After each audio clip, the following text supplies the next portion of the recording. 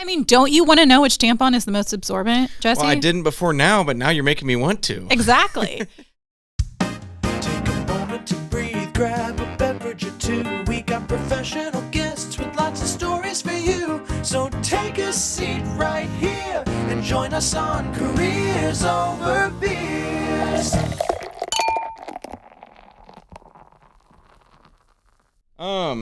So yeah, I brought this on in case you want to do it. I don't know if you want to or not, but well, you know, if we're going to do it, we have to time it, just because, not for my purposes, because I was showing off a bit when I said that I could beer bong like really quickly, but then you took on the beer bong and I literally didn't even finish breathing and it was gone. Yeah, you know, I'm pretty good at beer bongs. I don't know why, because I'm not very good at chugging or at shotgunning, but when it comes to this thing, I can just slug it down. You can slug it down. I blink and it's gone. I think the world needs to see it. I'm pretty proud of it. I mean, yeah, you know, at the top of your resume, yeah, if anything, it should say beer bong. It should. Well, go ahead and tell us who you are. Tell the world who you are and what you do real quick before we get started. Hi, yeah. Thanks for having me, first of all. Hell yeah. Yeah, my name is KRISTA TORRES, and I consider myself a content creator. I am a writer at BuzzFeed. I also create videos for Tasty, which is also part of BuzzFeed, and then I do my own content creation on my own personal pages, social pages. Hell yeah. And that's the big thing right now, right? That's yes. What everybody's trying to be right now. Exactly. And you're doing it. Yeah, it's kind of shifted from influencer to content creator. I think a lot of people still use the term influencer. They're kind of interchangeable. Yeah. But content creator to me, like it's that broadens the horizons. It's like, I'm not just here influencing you. Like, I'm actually behind the scenes creating the content, because it is a lot of work. It is a ton of work. And yes. We're going to get into that, but we'll drink some drinks first. How about that? Let's drink some drinks. Let's do it. So we can get started with this thing if you want to, just right off the bat. Or do you want to wait? Let's do it. I think that, you know, we got to commence this properly. I do too. And so let's we got to get get the juices flowing here. Yes. We need to get the conversation just right. And sometimes it takes a full beer to do that. Do you want to go first? Or you want me to do it? I'll go first if you want. Yeah, I think you should go first. Do you have a timer, or should I just time it on my phone? Time it on whip that phone out. Time it up. Let's time it. Let's time it, baby. I'm doing a beer bong, folks. For everybody just listening. This is Jesse doing a beer bong. Oh. And this is the first beer bong that I've ever done on the show. Oh my gosh, it is? It is. Oh, I am so happy to be a part of this moment. I've done plenty of shotguns and other things like that, but as far as bongs go, this is number one. This is, okay, and I've seen this before, so, yeah, let's listen to it pour first. You want to hear it? Yeah. Hopefully they can hear that. And now this is an ASMR podcast. It's beautiful. It is. So is Coors your beer bong beer of choice? Not necessarily, no. I mean, you've drank with me. I don't really care what I'm drinking, to be honest. It doesn't matter what Some people are really picky about stuff, and I'm like, I don't know. I think it all kind of tastes like shit. I'm just doing it because it's fun. It is a lot of fun. I have become partial to ginger beer, and I was drinking ginger beer for a long time, thinking that it had alcohol in it, and I found out recently that it doesn't. So you were faking it. I was faking drunk. No, but one of my favorite drinks is a Moscow Mule, which has ginger beer in it. Yeah. And I'm like thinking it has so much alcohol in it, but anyway, not that I'm over here trying to get sloshy. Well, I'm gonna ruin it for you too, because ginger beer, I came to find out that it's basically just pop, just soda pop. It with a ton of sugar. Because probably. It's full of high fructose corn syrup and sugar, and you're basically just drinking a Coke. So it's healthier for you to drink a beer, probably. It's probably way healthier to drink a normal beer. Yes. I think it has more calories than beer too. Oh my gosh, this is sad. Okay, all right, I'm so ready for this. Okay, actually, I'm gonna blink and it's gonna be over. Are you gonna hit go as soon as I get it? I will count you down. I'm gonna go 3, 2, 1. And do you need to kneel for this? This isn't the best environment, but I'm gonna make it happen. Oh my gosh, don't choke. It might take a couple seconds, not CPR milliseconds. Certified. Okay, all right. I will count you down. 3, 2, 1, go. Oh. 2 seconds. Ooh. 2 seconds. 2.33 seconds. I hope everybody could see that out there. Not bad, right? See, okay, if this wasn't my first time seeing it, I literally would have been like shocked and I'd be like, oh shoot, I forgot to press stop. But because I have seen him do this in action. I'm already like, all right, I know that I'm going to have to stop here. Down the hatch. Get it ready. See, and I felt like I was a little bit slower too because I'm kind of, sitting in a booth like this. It's a little weird. 2.3 seconds, and he thinks that he was slow. I think it was a little slow. I think I've done better. I'll say that. Oh my gosh. I'm impressed. Okay. But if you want to partake, it's all you. The one that I has a fancy knob on here. Yeah. We can clean that off too if you don't want to be a super spreader. Nah, I mean, I guess we're cousins, right? We are, yeah. So. I'm not a germaphobe, but okay, here. I want to do here. Wait, hold this. Oh yeah, we forgot to tell everybody. You are my cousin, by the way. This is my cousin KRISTA. Yeah. I just wanted her to introduce herself to everybody. Yeah, and that's why I'm here. I'm just Jesse's cousin. That's my job. yeah. I just support him in everything. She's just a supporter of me. Okay, so I want to do a little ASMR because I have nails. Well, actually, I broke my middle finger, not because I was flipping people off, but the middle finger one is broke, but I want to do a little ASMR action here. Right, let's do it. Shh. Ooh. Oh, it splashed onto your microphone, sorry. That's what the filter's for. Sorry. Actually, okay. I'm going to fix your filter a little bit here. This thing is kind of off center. There we go. Okay. All right. I'll try to get it pouring now, too. Okay. Okay. So, one thing that I learned, too, is that... shit. I swear I'm not purposely spilling it so that I don't have to drink as much. Beer is everywhere. It's just flowing. Just dump it. All right. I know. I never was a bartender. That's one trick that I learned, though. Okay. Well, see. Everybody wants to pour it like down the side, but actually, if you just dump it in a bong, all of those bubbles go away, and it kind of makes it less bloaty for you.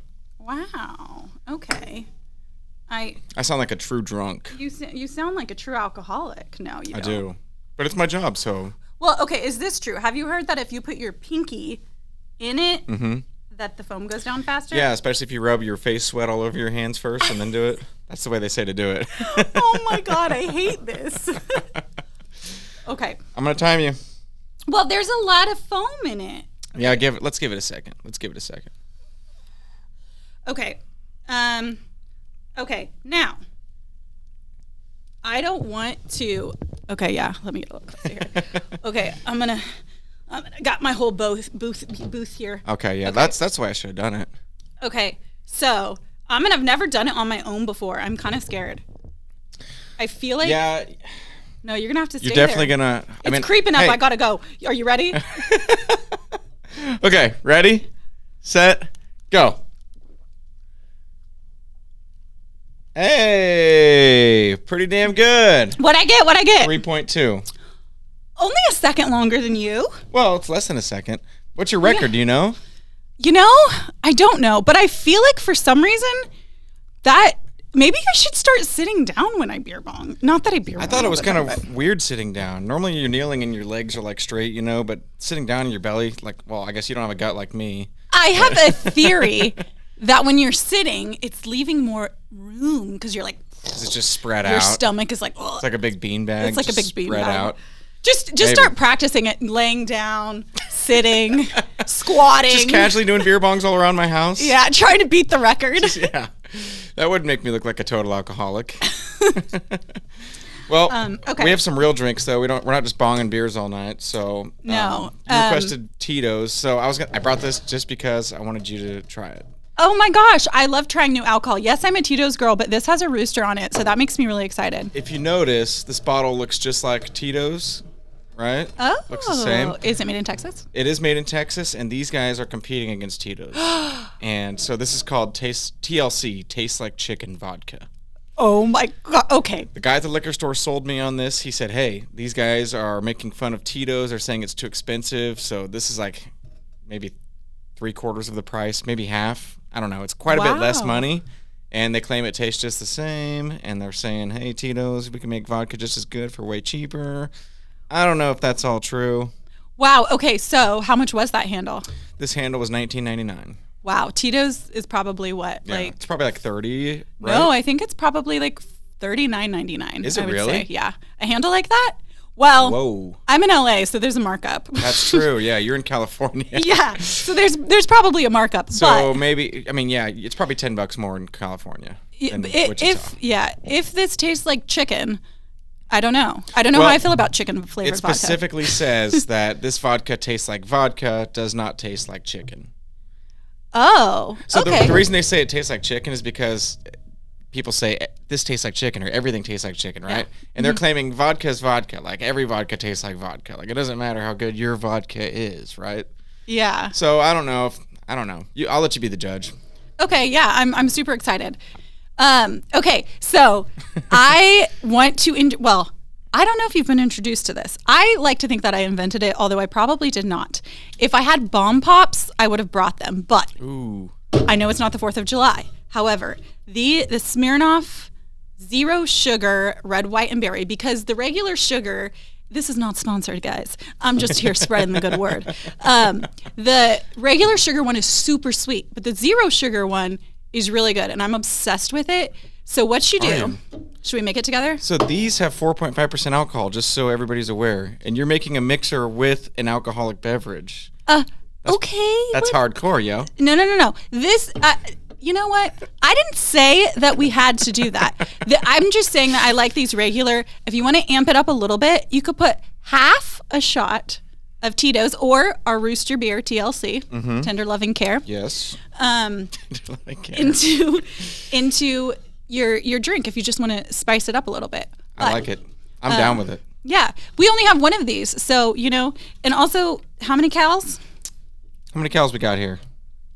Not that we're counting, but 95. 95, not bad. And a ginger beer would probably have 195. Probably 150. 195, probably. Oh, is it really? I don't know. We could Google it. We could, but we're not. We're not. We don't care that much about ginger beer. We have other important business. I've had the Smirnoff Red, White, and Blues, like in the bottles. Is that the same thing as this? No, that's the real sugar one. Those probably have 190 calories. Okay. Again, we're not counting calories here. We're not about that. I'm just saying if you can't drink more than one of those. It's so sweet. True. But those are made for chugging, right? Those are made for people that ice other people. Yeah. You know that game, don't you? I do know that game. I do know that game. Yes, I do. I should start doing that to guests on my podcast. That would be a fun game. You should. You should start icing guests. I should. Thanks for that idea. Will you please have Stacy on and do that to her? I've been telling Stacy to come on. I need you to tell Stacy to come on. Stacy's my sister. Stacy, you need to get your ass on here. Tell us about what it's like being a doctor. Oh my gosh. Brag to me. Take a break from the grind. Yeah. Get on here. Show the world how much smarter you are than your brother that just drinks and does beer bongs with people. Oh my gosh. Okay, let's get to it. Oh, amazing. Is this a color changing cup? I already love it. I think so. Well, germs, whatever. I'm assuming you clean apparently these are too.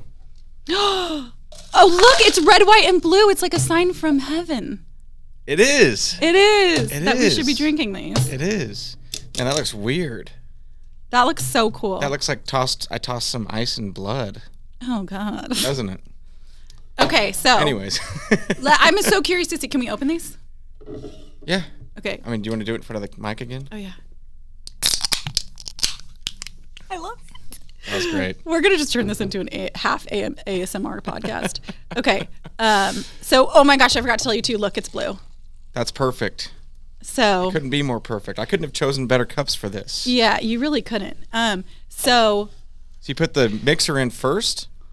I do. Well, I wanted you to just try it because it's really good as is. Oh, I gotcha. So just try it. Cheers. Cheers. Look at that. It's already doing a bomb pop. What I would love for us to do next time we're together, we'll get an actual bomb pop and just dunk it in. If you would have told me this before, I would have brought bomb pops. I know, but. Mm-hmm. That is delicious.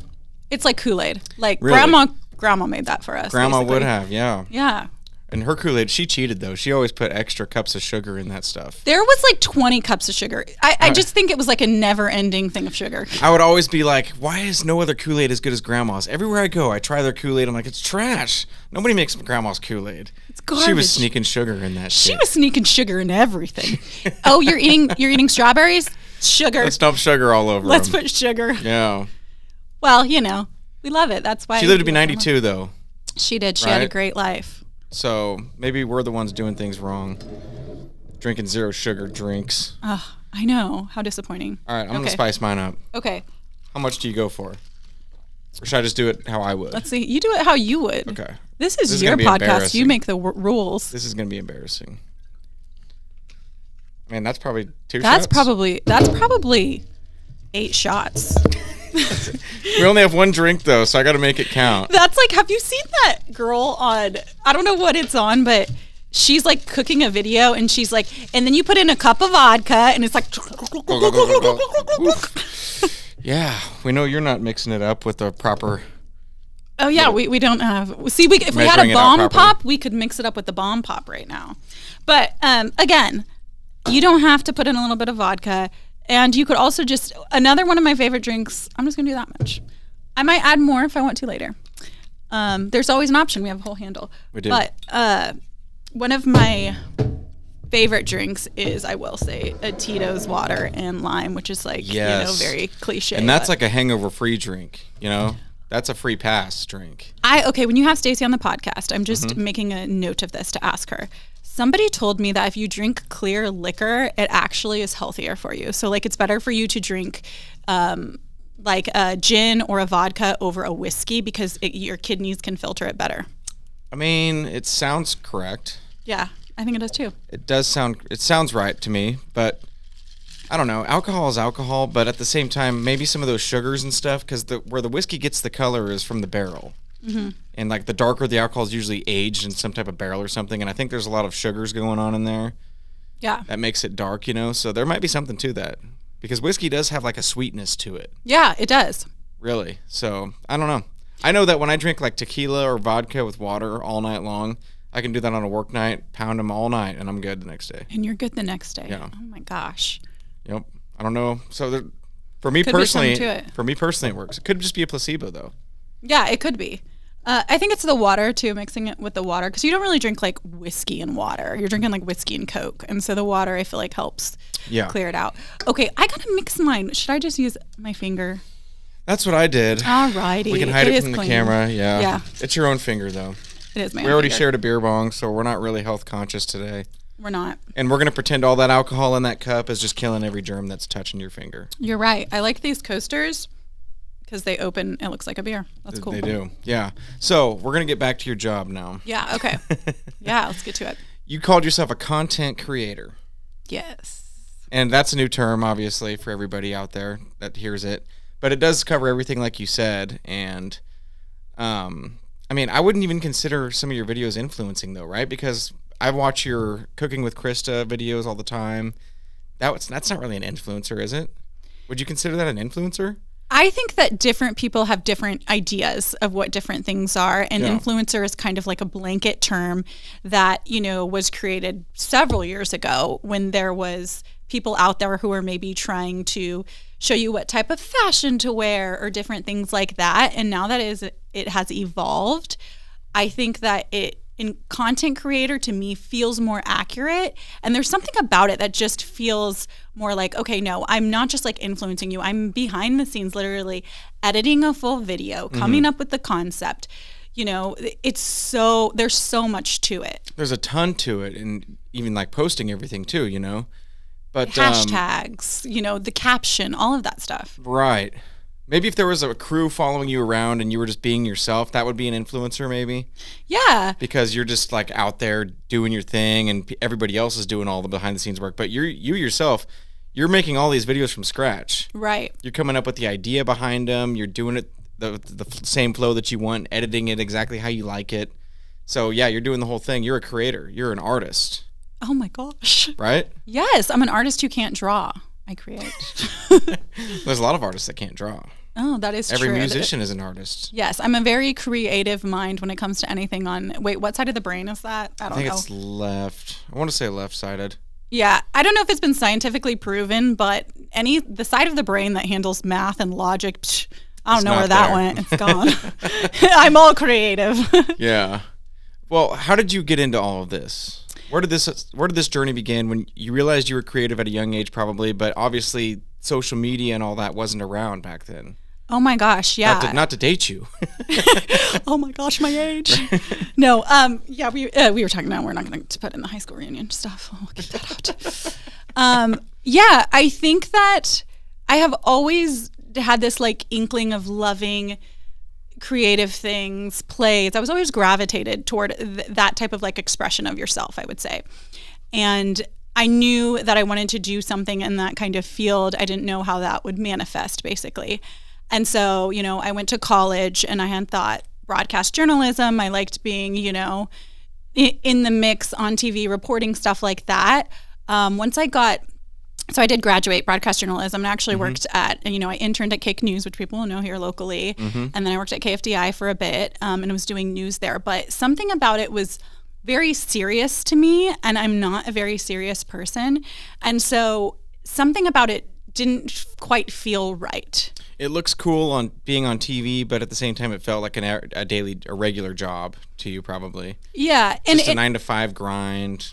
Yeah, and not necessarily and it's definitely not a 9 to 5. Anybody who watches this who's in news is going to be like, oh yeah, you're working out 3 a.m., you're getting off at 7, it's very, I think my schedule there was, you're working every weekend. I have so much respect for anybody who works in news or any of those types of field, because it is a constant grind. You have to be on call if there is something that comes up. You have to decipher I have been out of it for so long I can't even remember what it's called. But it's the police. I knew all of the codes for the police things. Yeah. That scanner is on 24/7. If there is a code red, gunshots, all of that stuff. I don't even know if it's code red. Don't say that. It's different codes. You have to memorize all of those things, and it all has to be very serious in nature, in a way that is very informative to the public. And in a way, news is very sad to me. A lot of times, people, it's sad to say, but it's just a reality of society. When you're talking about the news, if you want to do a feel-good thing, it's not going to get the views. Yeah. People want to know the bad thing that's going on, or there's a bad storm coming or something like that. People want to be scared. They want to be on their on their feet, on their tippy toes. Yeah. But also, I would consider a news anchor, no offense to anybody in the news, that's the opposite of being creative in my mind. Right? Because you're trying to take the humanness out of yourself almost and put it to I'm not this side or this side. I don't have an opinion. These are the facts, and I'm presenting them to you, and I'm talking very polished, That's not what a creative person does, really, right? I feel like you're my therapist right now. I've never had that revelation, but you're so right. It was an aspect that I liked, but I wasn't realizing that it was bringing the humanness out of me. It was. Yeah, because I was able to be hi, I'm KRISTA TORRES with the 6 o'clock report. Stuff like that. And I could do that, but it wasn't fulfilling something internal within me. And so I went through a period of being sad and lost and not knowing what I was going to do. But I knew that some of the opportunities that I wanted were not going to be here. And so I did move to LA, and I didn't know anyone. Oh my gosh, I have a bubble in my throat. That's weird. You didn't know anybody. I didn't know anybody. I didn't have a set job for me. I also had a son.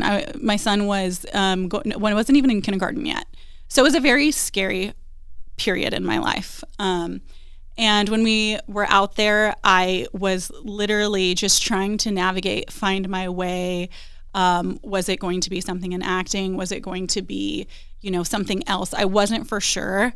I was just out there kind of trying to figure it out. Test the waters and see what was out there. Yeah, exactly. Because it's one of those things, to me, I'm always the type of person that I'm well, I did it. If it doesn't work out, home is always going to be home. I did it. And so I can't remember how long it was, but I ended up getting a job at Yellow Pages, which it has been rebranded to YP. So I had that job for a bit, and I was just this is a means to an end, and I was very terribly unhappy. I was in a cubicle writing people's websites for them, and a lot of the websites that would come in would be plumbers, construction companies, very mundane type of work. And I would write up their whole website because, I am a writer. I know how to write good. And I was just I'm literally sitting here writing about porta potties right now. What is my life?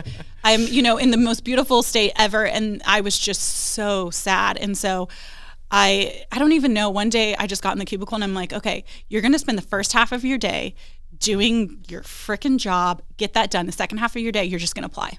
You're just going to apply, put it, whatever. I was just I'm not qualified for this, but whatever. Throwing it out there, doesn't matter. Were you doing that for acting jobs as well? Did you ever have it in your mind that you wanted to pursue being an actress? Yeah, I think that I don't know the right word for it, but I think that in the business, getting out there and not really knowing anything, it's very hard. I mean, it's very oversaturated, and there's not like a handbook to do it.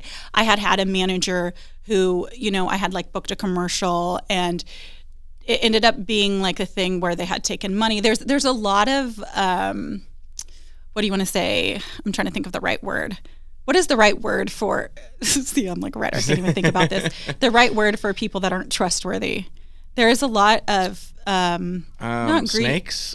Yeah, let's just call them snakes.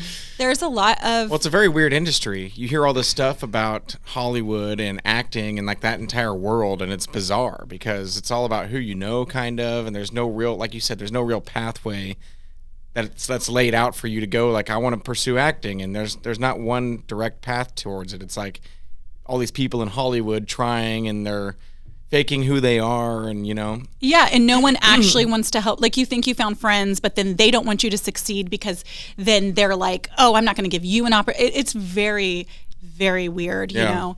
And so like you said, I had been with a manager. I had booked a few. It was like a Ninja blender commercial, I remember, that I had booked. Those are nice. And I love the Ninja blender. The Vitamix is better, though. That's what I hear.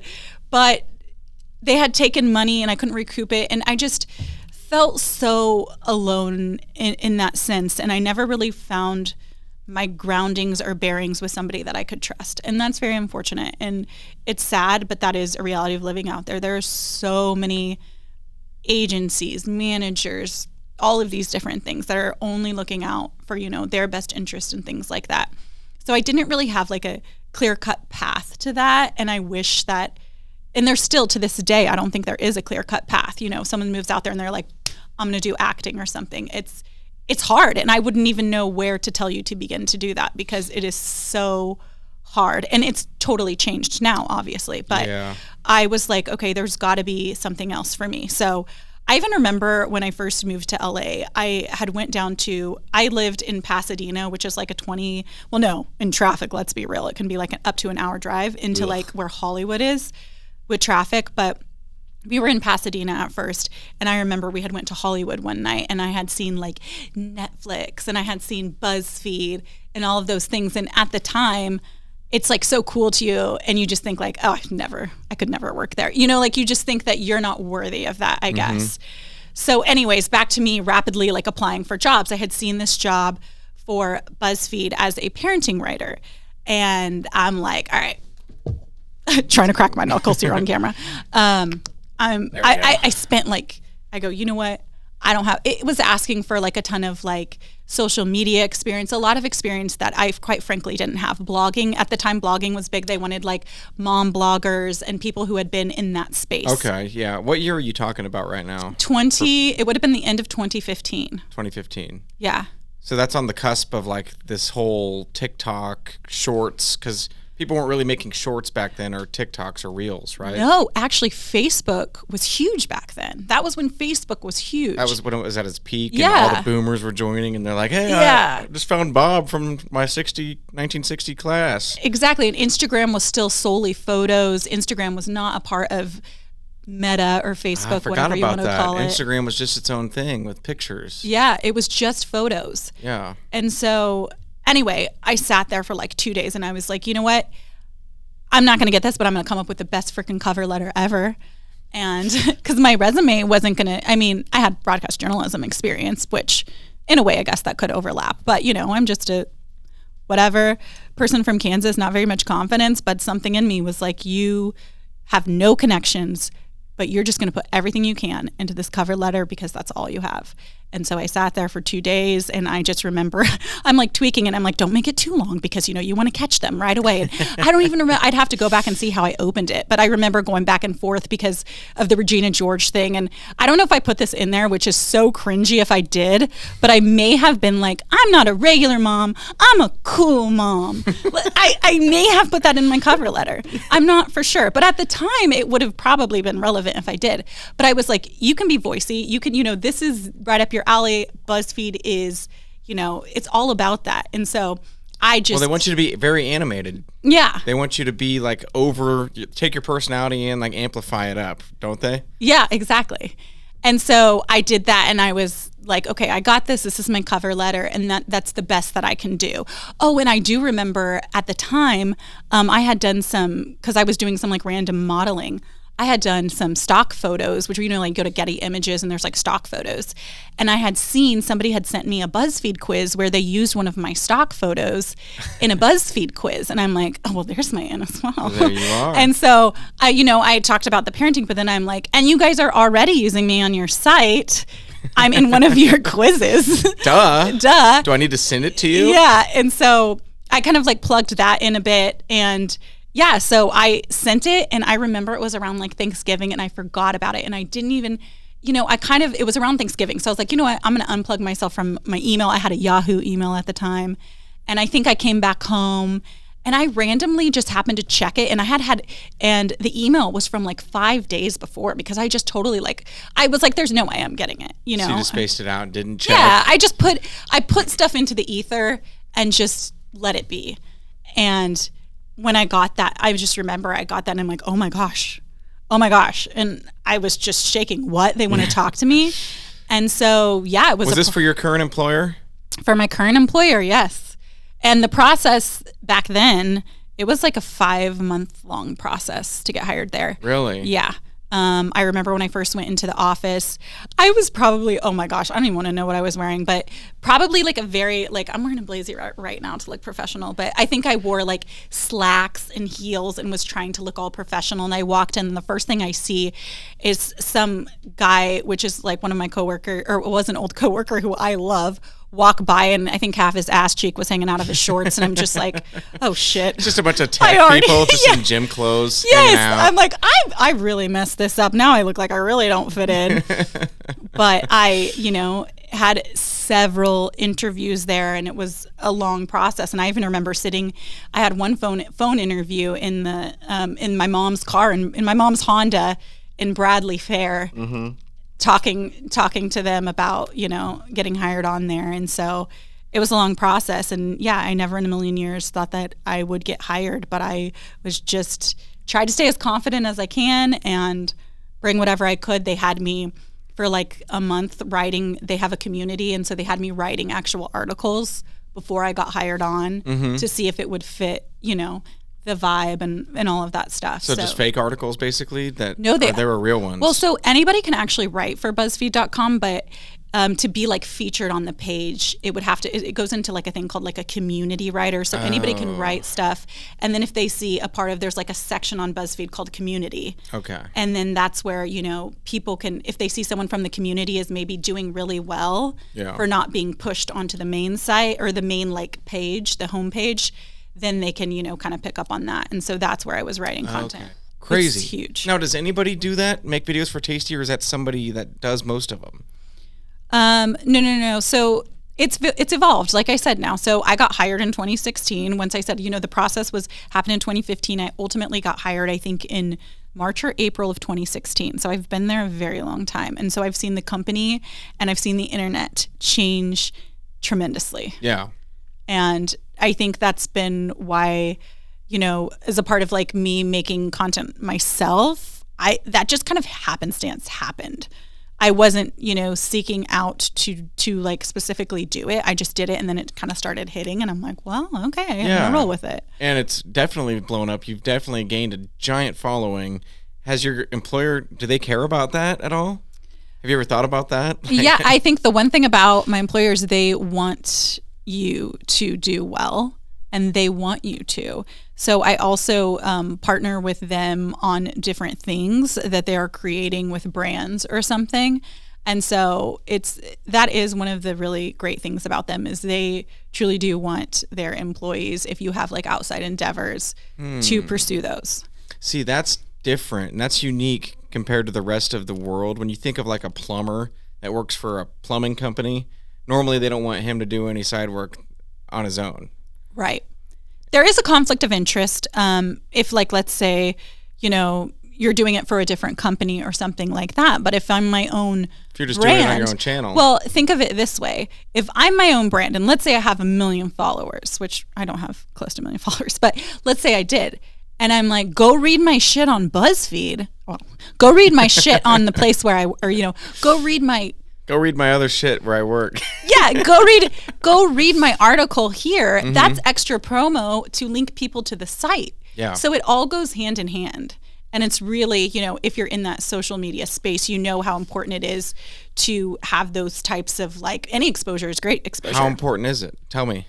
It's huge. So you post, so just tell everybody real quick what your cooking channel's called. I called it 0 F's cooking or 0 effort cooking, which means it's basically easy ways to make meals for busy people. Yes. And their format is the one everybody's familiar with, which you do a great job at it, by the way. And it's just really fast paced. It's cut up really short. It's in the vertical resolution, and it's what you'd see on TikTok, right? Or Reels. And you post that on everything. How important is that to get exposure on every site like that? I mean, I don't even know really how it works myself. I'm dabbling a little bit in this stuff right now, but I think that this is where the sometimes I am like I'm trying to think of how I want to say this. I think that's why I'm so diehard about content creator, because it is so much work. Mm-hmm. It's and I'm not even, I have my full-time job doing what I do, but this on the side is so much more stressful, time consuming. Even when you're I'm not going to worry about how it performs. You're still going to worry about how it performs. Oh, yes. You're going to be looking at your phone every 5 minutes, seeing what the views are, seeing what the click rate is. Yeah. And I've been in that space for a long time. So the way that, in my job that we are gold on, it's on views. And so I have been in that headspace for a long time. One of the good things about having my own page is hate comments. I don't freaking care. You think I haven't been getting hate email for however long? Oh my gosh, You don't care about any of it? Oh my gosh, no.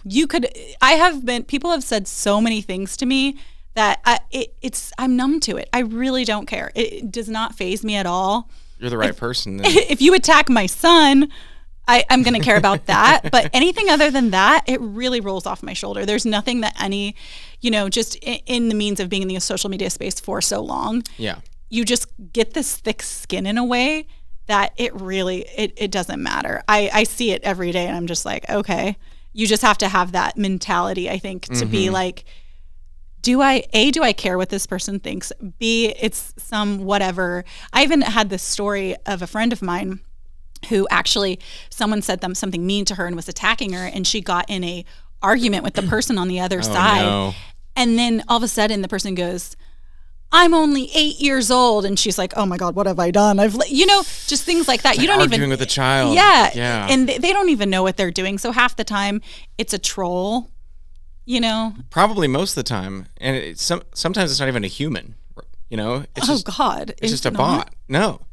Bots are mean? Oh, God. Bots are very mean. There's a lot of evidence that, over half of comments on YouTube videos and Instagram and TikToks are bots.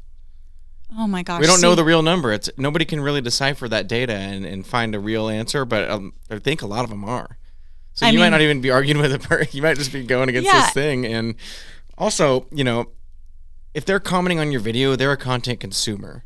They're helping me, actually. If it's hate comments, thank you. It's giving me another comment, which is going to put my reel into someone else's page. And then exactly, I actually don't mind it. I'll get someone that's, on my page defending me. And they're like, blah, blah, blah. If you think this is unhealthy, then why are you even on here? And they'll go back and forth and I'll see the whole thing. I'm not going to comment on it, but I'm like, oh, this is actually, the trolls are upping my views now because it's going to be put more in the algorithm because they see it's generating more, comments. So in a way, I welcome them. Yeah. So keep it up, guys. But also, why would you care about what that person's saying? They're just a consumer. And I respect people like you because you're a creator. You're making something for the world. You're creating content for the rest of them to watch. And most of them don't do shit. No offense. But I mean, how many of those people don't do a damn thing in their life except sit there and make hateful comments like that? Why would you ever care what that person said to you? Yeah, exactly. And it's kind of this perspective of having this sense of peace within yourself, of being I'm here in my safe bubble and you can just bounce off of it because whatever you say does not affect me. And I think at first, I'm trying to remember at first, I think it was hard. And I think when I was writing for, my company and stuff, it was didn't feel necessarily as much like it was attacking me. But then, it gets to a point when it's on your own page where I could see where people could take it very personally or different things like that.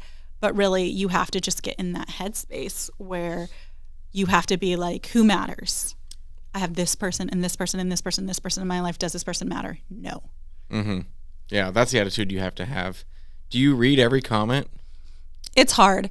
It's hard, like I said, with my jobs in social media. And then I'm also doing, my own content creation on the side. It's so hard to have that balance that when I first post it, I'm like, okay, let me get on and like interact for a bit.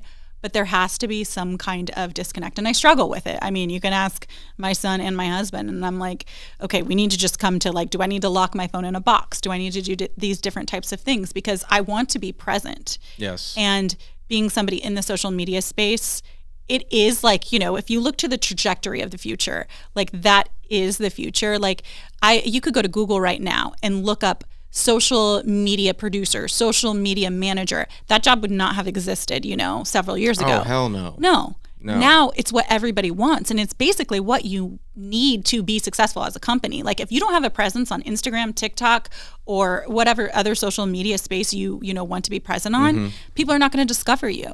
And I even think, I've seen that with, like so many people. I'm just going to use my friend as an example, who's like a hairdresser. She's like, I got to start posting my stuff and hashtagging it on Instagram so people can find me more. Yeah. And it's just a constant world of consumption. So it's like, as somebody who's not even in this space, right? Like, what do you do every night? It's like, oh, you still get distracted when you're watching a TV because you want to scroll TikTok, I think we've all been there where we're like trying to get into like a Netflix series. You get a little bored, you whip out your phone, I know. you start scrolling They're turning TikTok. us into goldfish brains. Yes. It's like TV shows can't even keep us engaged enough anymore to keep us off our phones. It's so true. People used to be addicted to TV shows, and that would draw them from their normal life, and now we can't even sit through a TV show. You got I got to check this.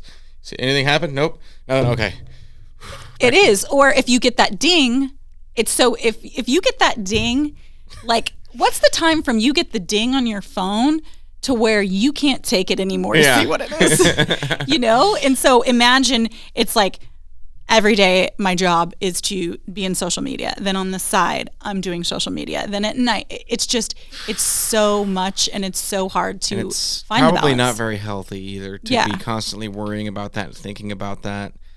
I've experienced that same thing myself. My whole idea behind this was I just wanted to drink with people and bullshit and pump out podcasts. And I didn't realize that most of this podcast is me editing and getting things pushed out to social media and stuff, right? So everybody can find it. Mm-hmm. I had no clue that was going to be a thing. Now that's most of what I do, and it's just, I'm not a fan of it, but it's a necessary evil. And I've talked to so many people, like you said, too, on this show. And they're like, I got to do this. I got to post another reel this week. You got to keep that algorithm up. And can you even make it anymore if you're a business? Like, let's say you open a restaurant.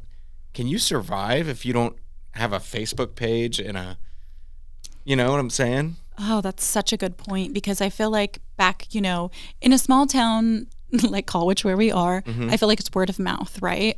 But even if you go into Wichita, how are you discovering? I mean, my friends will tag me and stuff just because I come home so much.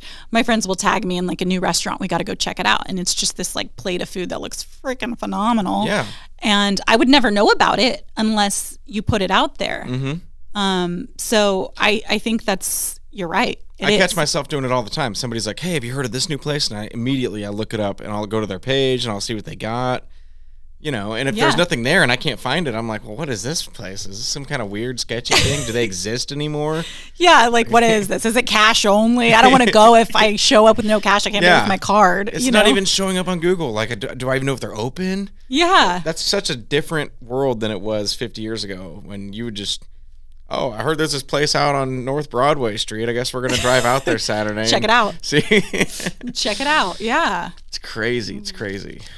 And we're turning our brains into, like I said, goldfish. Just ding, ding, ding. We need something new. We need to keep hitting that dopamine. And I'm sure you experience that too, right? So those dopamine rushes. You post something, you watch, you see your views, you see your comments building, and that's addictive, right? I think that, oh gosh, those early years, when I was at my company, I was so, into it because it was that hit of dopamine. And back in that time, it's different now because, things have changed, I guess, on the internet. But at the time, they were like the major company that was being broadcast to everybody. So it was like nothing to watch, one of my articles that I wrote get up, just like climb. It's like within an hour, it had another million views. Or we were doing Facebook videos at the time. And I would have Facebook videos that would like get up to like 28 million views. Just these crazy amount of views. Insane. Yeah. And I mean, in retrospect, now that I think about it, I'm like, dang, I should have did that for myself. No. But, just those types of things that you don't realize in the moment are having a grasp on you. And now I've been able to, that I'm, been doing it for a while, to take a step back and be like, okay, hold up a minute. Like, is your worth based on views? Is your worth based on how well this video does? Mm-hmm. No, it's not. You're doing the best that you can, and you're putting whatever out there you can, and you have to, separate yourself from that. And that was hard for me at first because, like I said, for my job, like in anything, right? In a job, you're based on a certain metric. Yes. And our metric was how many views you bring in. Mm-hmm. Or, I mean, it still is how many views you bring in. So that conditioning of, constant growth, your worth being based on views, or just watching yourself be like, oh, I want to get to the top of that leaderboard with views.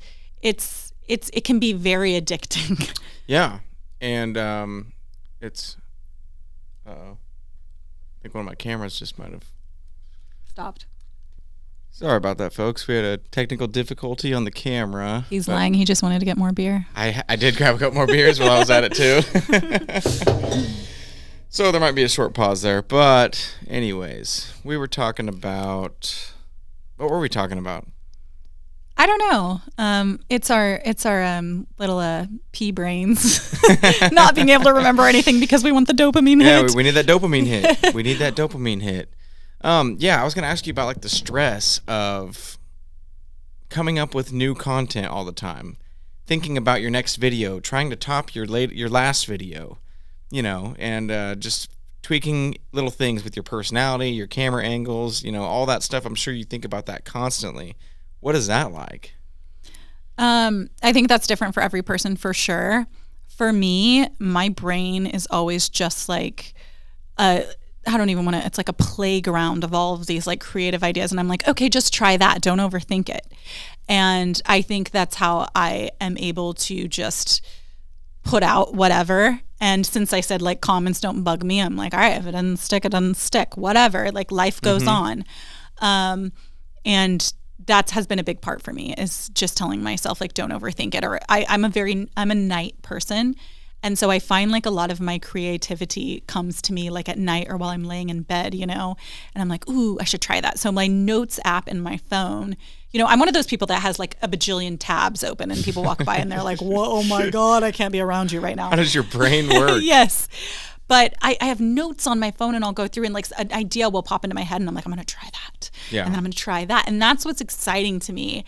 And I think that it takes a very specific, type of person to want to do that and continue to do that, because yes, it is a lot of work. And a lot of those things it comes down to just being like, don't overthink it. Like at the end of the day, none of us know what's going to stick. Like you can kind of know like, okay, yeah, this performs well for my page, or I think this is going to perform well. But at the end of the day, nobody really knows. And nobody can predict the algorithm of anything. Nope. Nobody knows what they're going to push one day.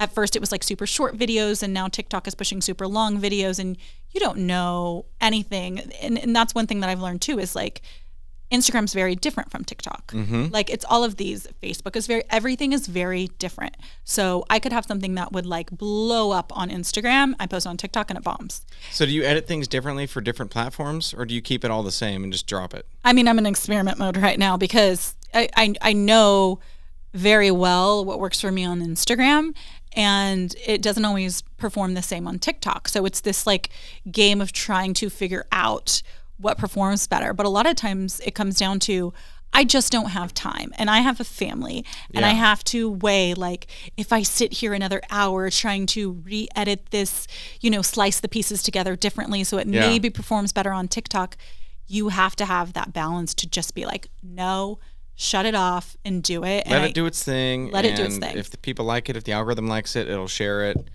Yeah, and we were talking a little bit about this, but I had a similar experience. This is the first time I've talked about this on my podcast. Is I had a short that recently went crazy on me. Well, not crazy for you. So I had a TikTok that went to 3.6 million in the first 7 days, which you get that every day, KRISTA. No, so every week. That is freaking amazing. You get that all the time. But for me, that was a new thing. And so it was over the UPS podcast, which was like my second episode I ever posted 2 years ago. I don't know why, but I've been cutting up shorts and dropping them out there just to kind of reintroduce people and share my stuff as much as possible.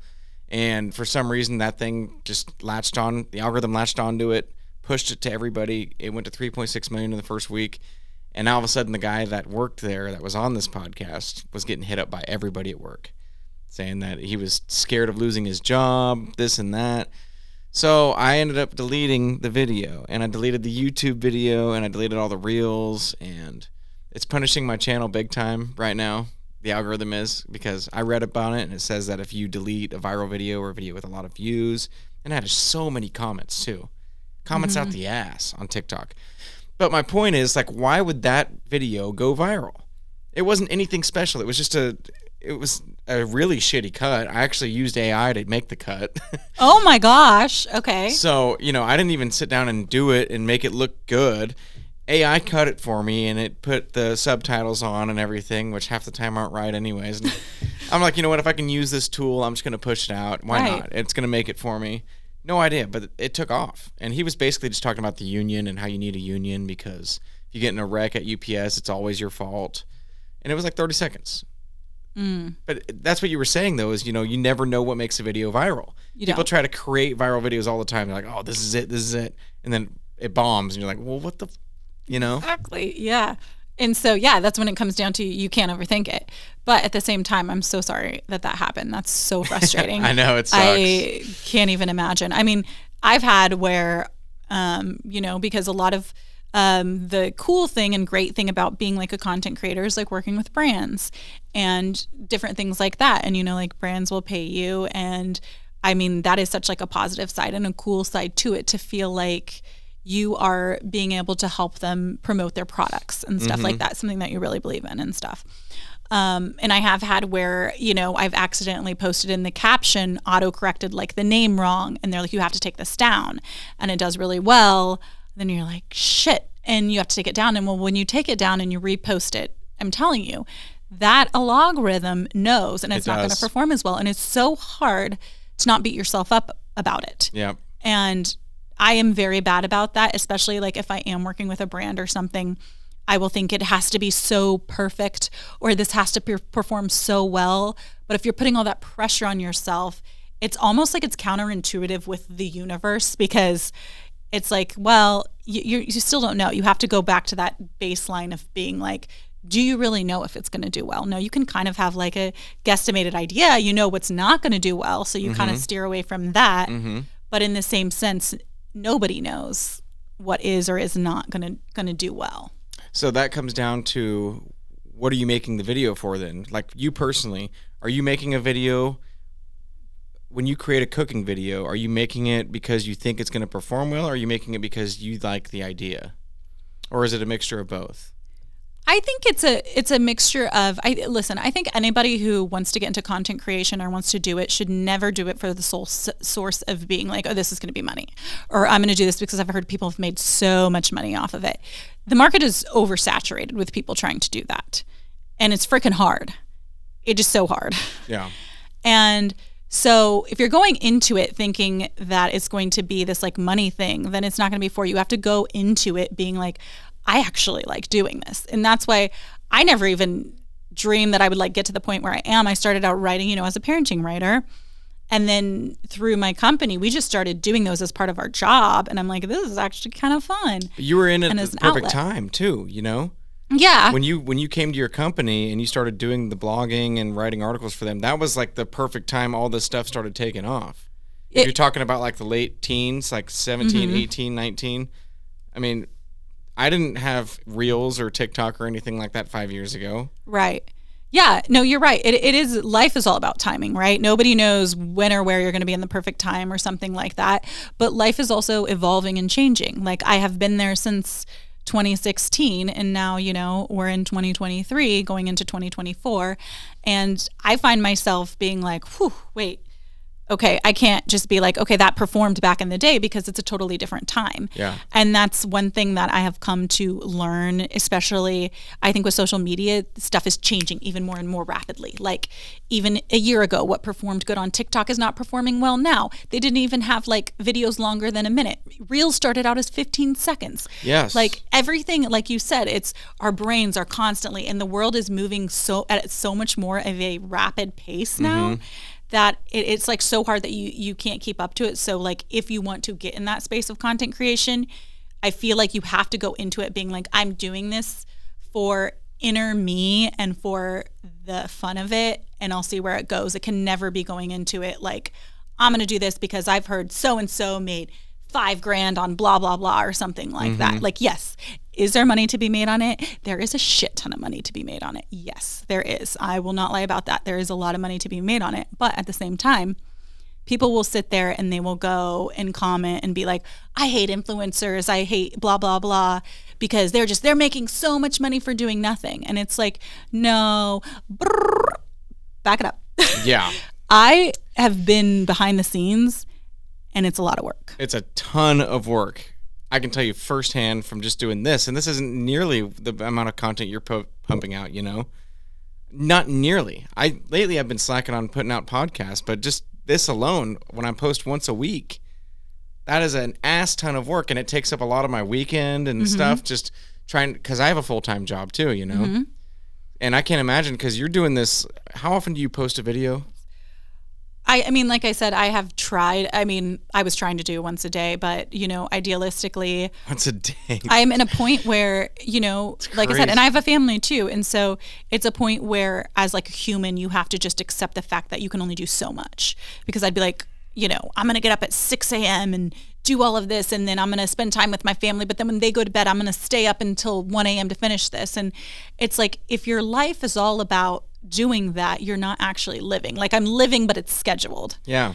And yeah, that's where I find myself sometimes getting in the trap. And then it's like, that point of like, okay, but then do you leave your job and take the full leap into full time doing content creation and different things like that? It's a weird world right now. Let's talk about that, because you have a giant following, and you're obviously very successful with your own personal channels. How many followers do you have on Instagram and TikTok?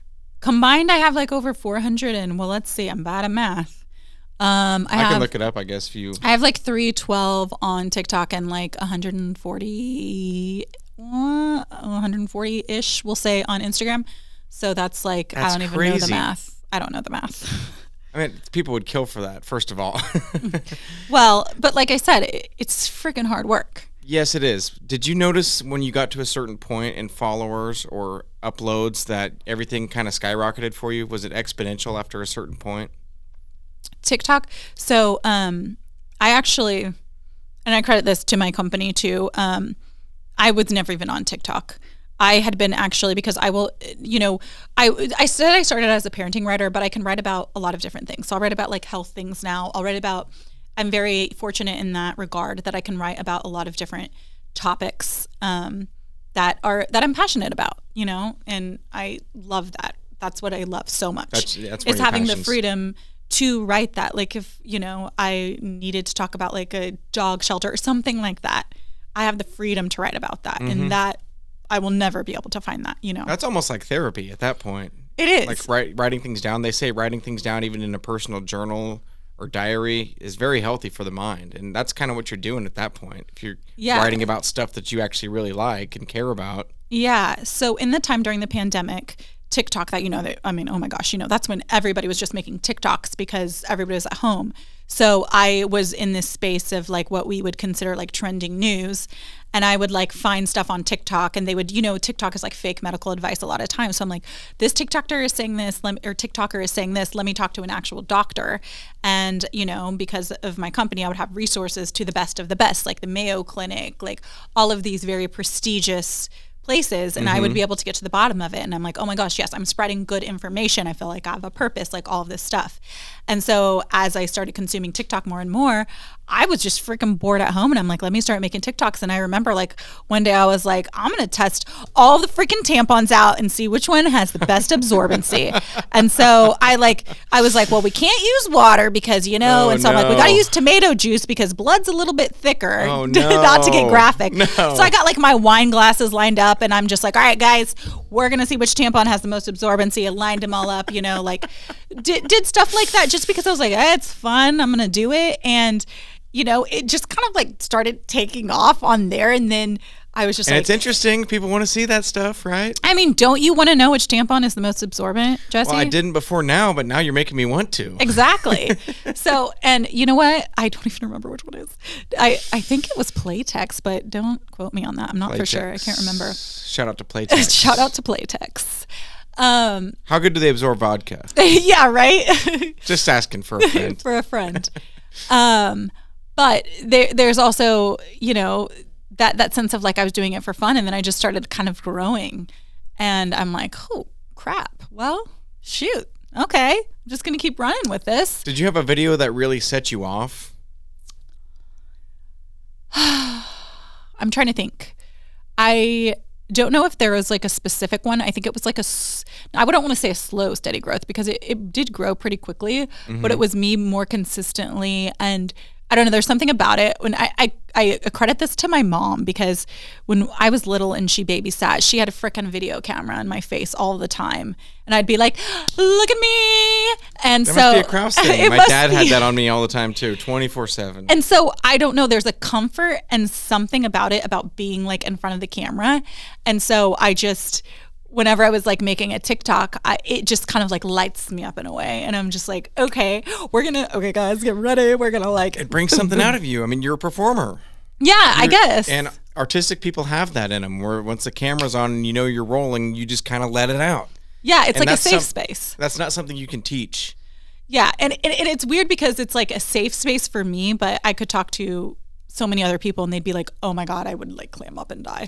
Well, yeah, most people are like that. Most people would clam up and they freak out and like, oh my God, people are watching, people are listening right now. But people that actually have it, it's the opposite effect. It's like Jack in the Box. Yeah. It's like, it's rolling, let's go. Here I am. It's almost, it is. Is it almost like you cease to, in my eyes, for me, it's almost like you cease to exist in that moment. You're just there to perform. Right.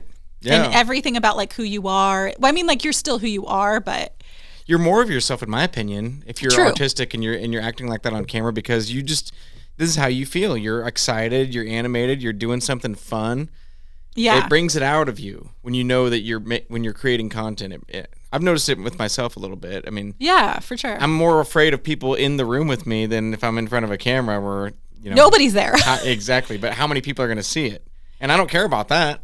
Okay, yeah, you can tell we're related for sure, because like I have been around and they'll be like, oh, why don't you do one of your cooking videos? And I'm like, so you're all gonna like sit around and watch me do it? No thanks. Yeah, it's more one of those things that's just a relationship with the camera. No, I don't know. It is. That's a real thing. And yeah. I feel it too. I'm not nearly as good at it as you are, No, but I think you are. when I'm in a car and somebody's like, let's listen to your latest podcast, I'm like, no. Yeah. Not a chance. Don't even listen to it yourself, but if you're going to, don't do it around me. It is. I mean, who is that actor that has literally never seen one of their own movies? It's Johnny Depp. Is it Johnny Depp? No maybe way. It's Matthew McConaughey. Somebody is like, whenever I put a movie out, I don't even like to go to the premiere because if I had don't to even care to guess, see I would it. guess Keanu Reeves. Oh, it could be Keanu. Yeah. Yeah, he's known for that kind of stuff, but I could be totally off. That's just my guess. Yeah, I don't know. People Google it, but it's one of those things where I think it's like, and I think people have kind of a warped sense of it, that they're like, oh, you want attention. And it's like, it's not about attention. It's about something internally. I don't know. I think it's about creativity. Yeah. I mean, obviously attention is part of it, but you're sharing your creativeness with how good is it to play the piano and be this piano wizard if nobody ever hears you? Right. You're right. You want the world to hear it. You want to show everybody. There's something to that, and that, I guess I don't really know how to explain it, but not everybody's, especially somebody that's learning a good skill or they're very artistic, eventually they want the world to hear it. They're not just doing it for themselves. Right. And that's the beautiful thing I think about the world, is that there's this like beautiful balance between people who want to receive it and people who want to perform it. Mm-hmm. And I think that's what I was saying, like the difference between creators and consumers. Mm-hmm. And how many people would never dare get in front of a camera and create a video. But people like me and you, I'm not a big consumer, I don't think, with the amount of stuff that I have to make on my own. Yeah. I'm sure you're not either. How often do you sit there and just scroll through TikTok? Oh my gosh. No, I don't. I literally do not have time. Exactly. Yeah. You're worried about making your own. I'll do it occasionally just to see somebody's format and try to, take tips from them and stuff. But, yeah, I mean, where were we? We were talking about, like, I asked you earlier about creating different formats for different platforms. Yeah. One thing that I've noticed lately is a lot of people are looping videos where they'll make the ending and the beginning match up perfectly. Do you know about that? Yeah. Have you ever tried doing that? Yeah, I have before. I think when I'm creating videos for my company, that's like a big thing that we do, and you do see like a big return on views on that. Because people don't know it's ending and then they watch it again. Yeah, it gives you another view. I mean, of course, why would you not do that? It's like doubling the views. It's like doubling the views, of course. I think that, like I said, the internet is forever changing, and that might be a thing for right now, but is it going to be sustainable? But I mean, I'll get tricked into watching those videos all the time. Or I do too. The ones I hate the most is where it's like 3 seconds and they'll put text on there that you can't possibly read in 3 seconds. And so you got to watch it again. And so, you're like, why? Yeah, and I'm the slowest reader ever. So I'm like, I just gave them 18 views. So it's all a game, and there's, like I said, it's so saturated. It's so saturated, but also it's really cool that somebody who, lives in Oklahoma, in the smallest town ever, that maybe would never have a chance at something, they grow a following or something, and it has these amazing benefits on their life. Oh, exactly. There's beautiful aspects to this whole thing. I mean, obviously there's stuff that suck, and there's things that make life worse, and they whatever it's doing to our brains and our attention spans. But people all the time I hear say, like, I just don't like how you can make music and, it's nothing now. You can just record it on your phone. You can put it in Apple. You can make a whole song and just release it, and it gets, people don't like that because they don't like the old school grind of, like, playing a garage for 10 years and just pound out shitty music and hopefully get a gig. But I like to counter that and say to them, like, how many artists and great songs and great bands and great whatever it is, great chefs could have made stuff in the past and never had the opportunity or chance to. Right. You don't have to live in a specific area. You don't have to be exposed to like a specific person that's going to get you there. And it's, so many hoops of all of these things. It's such a beautiful place to where, exactly. Like you said. How many people out there, pre-2010 were amazing singers, amazing guitar players, amazing cooks, amazing whatever it is, and they never got exposure, and they never had a chance to, and they never believed in themselves. They never pursued it because it wasn't a safe option. And how many people like that now? You can share anything. Hell, if I'm a great guitar player and I'm making riffs in my house, I can just post them on TikTok, and I might gain a group of people that like my music, and they buy my shit, and they support me, Exactly. I mean, you get one video and you're like, hey, if you like this, please go follow me on TikTok, or go follow me on Spotify. And all of a sudden you got a million, like it literally can happen like that. It can. For my job, I went to Napa Valley earlier this year, and we were, they were doing a lot of different country artists, and a lot of them, the industry is changing completely. A lot of them were discovered through TikTok and were discovered through places like that. And they had a viral video or something like that, because when it comes down to it, how do you know? Like, right? So you're like, oh, I think they're the next big star. But if you have a place like TikTok or Instagram, you don't even need to know. It's proof right there. People are liking it. They're sharing it. They're commenting. People are loving it, and they're commenting it, commenting on it, and then the algorithm picks it up, and everybody else loves it too. And it's the proof is in the pudding. It's like Exactly. you don't need to know this guy that has a connection and can get you into Nashville. Yeah. And another beautiful thing too that I love about social media is that you get to see who the person is that you're supporting. So I don't know. Okay, I know that we don't consume a lot, but have you ever seen Keith Lee? I have not. Okay, so you'll have to look him up after this, but he is just... Keith Lee? Mm-hmm.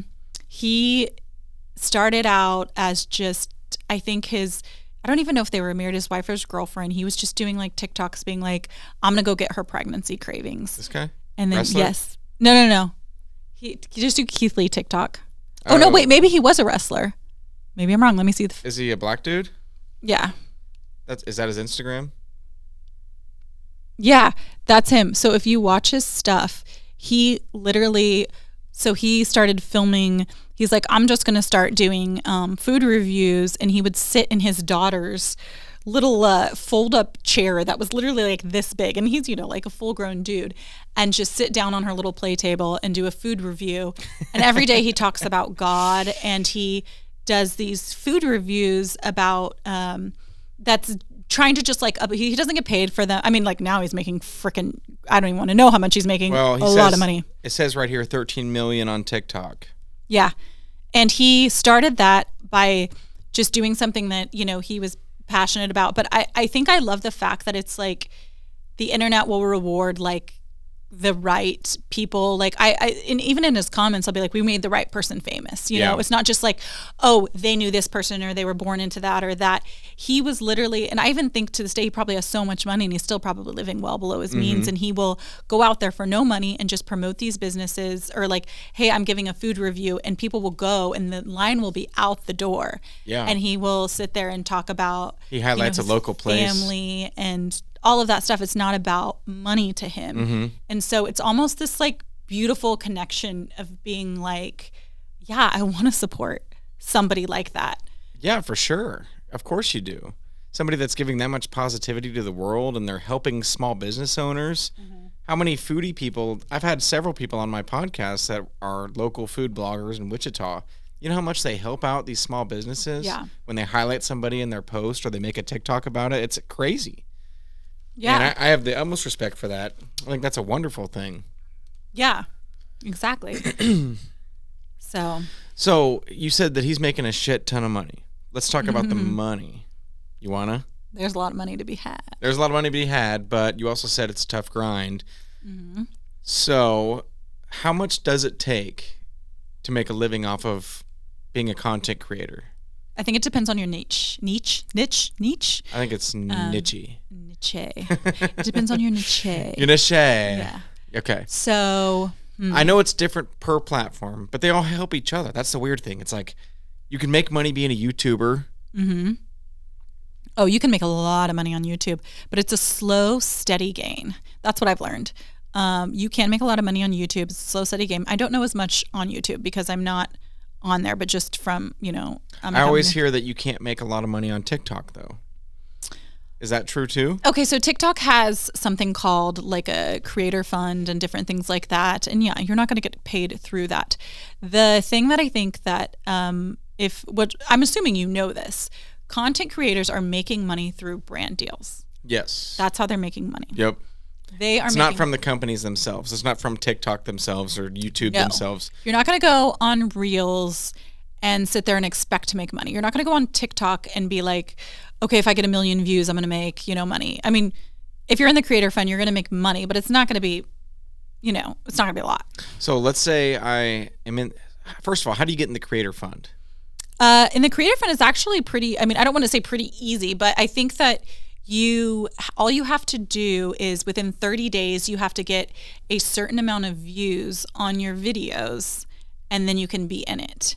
But like I said, it's going to translate to money, but it's not going to be a life-changing amount of money. Like you might. That's TikTok specifically? That's TikTok specifically, yeah. Okay. But they created this creator fund a long time ago, and they actually have another program now.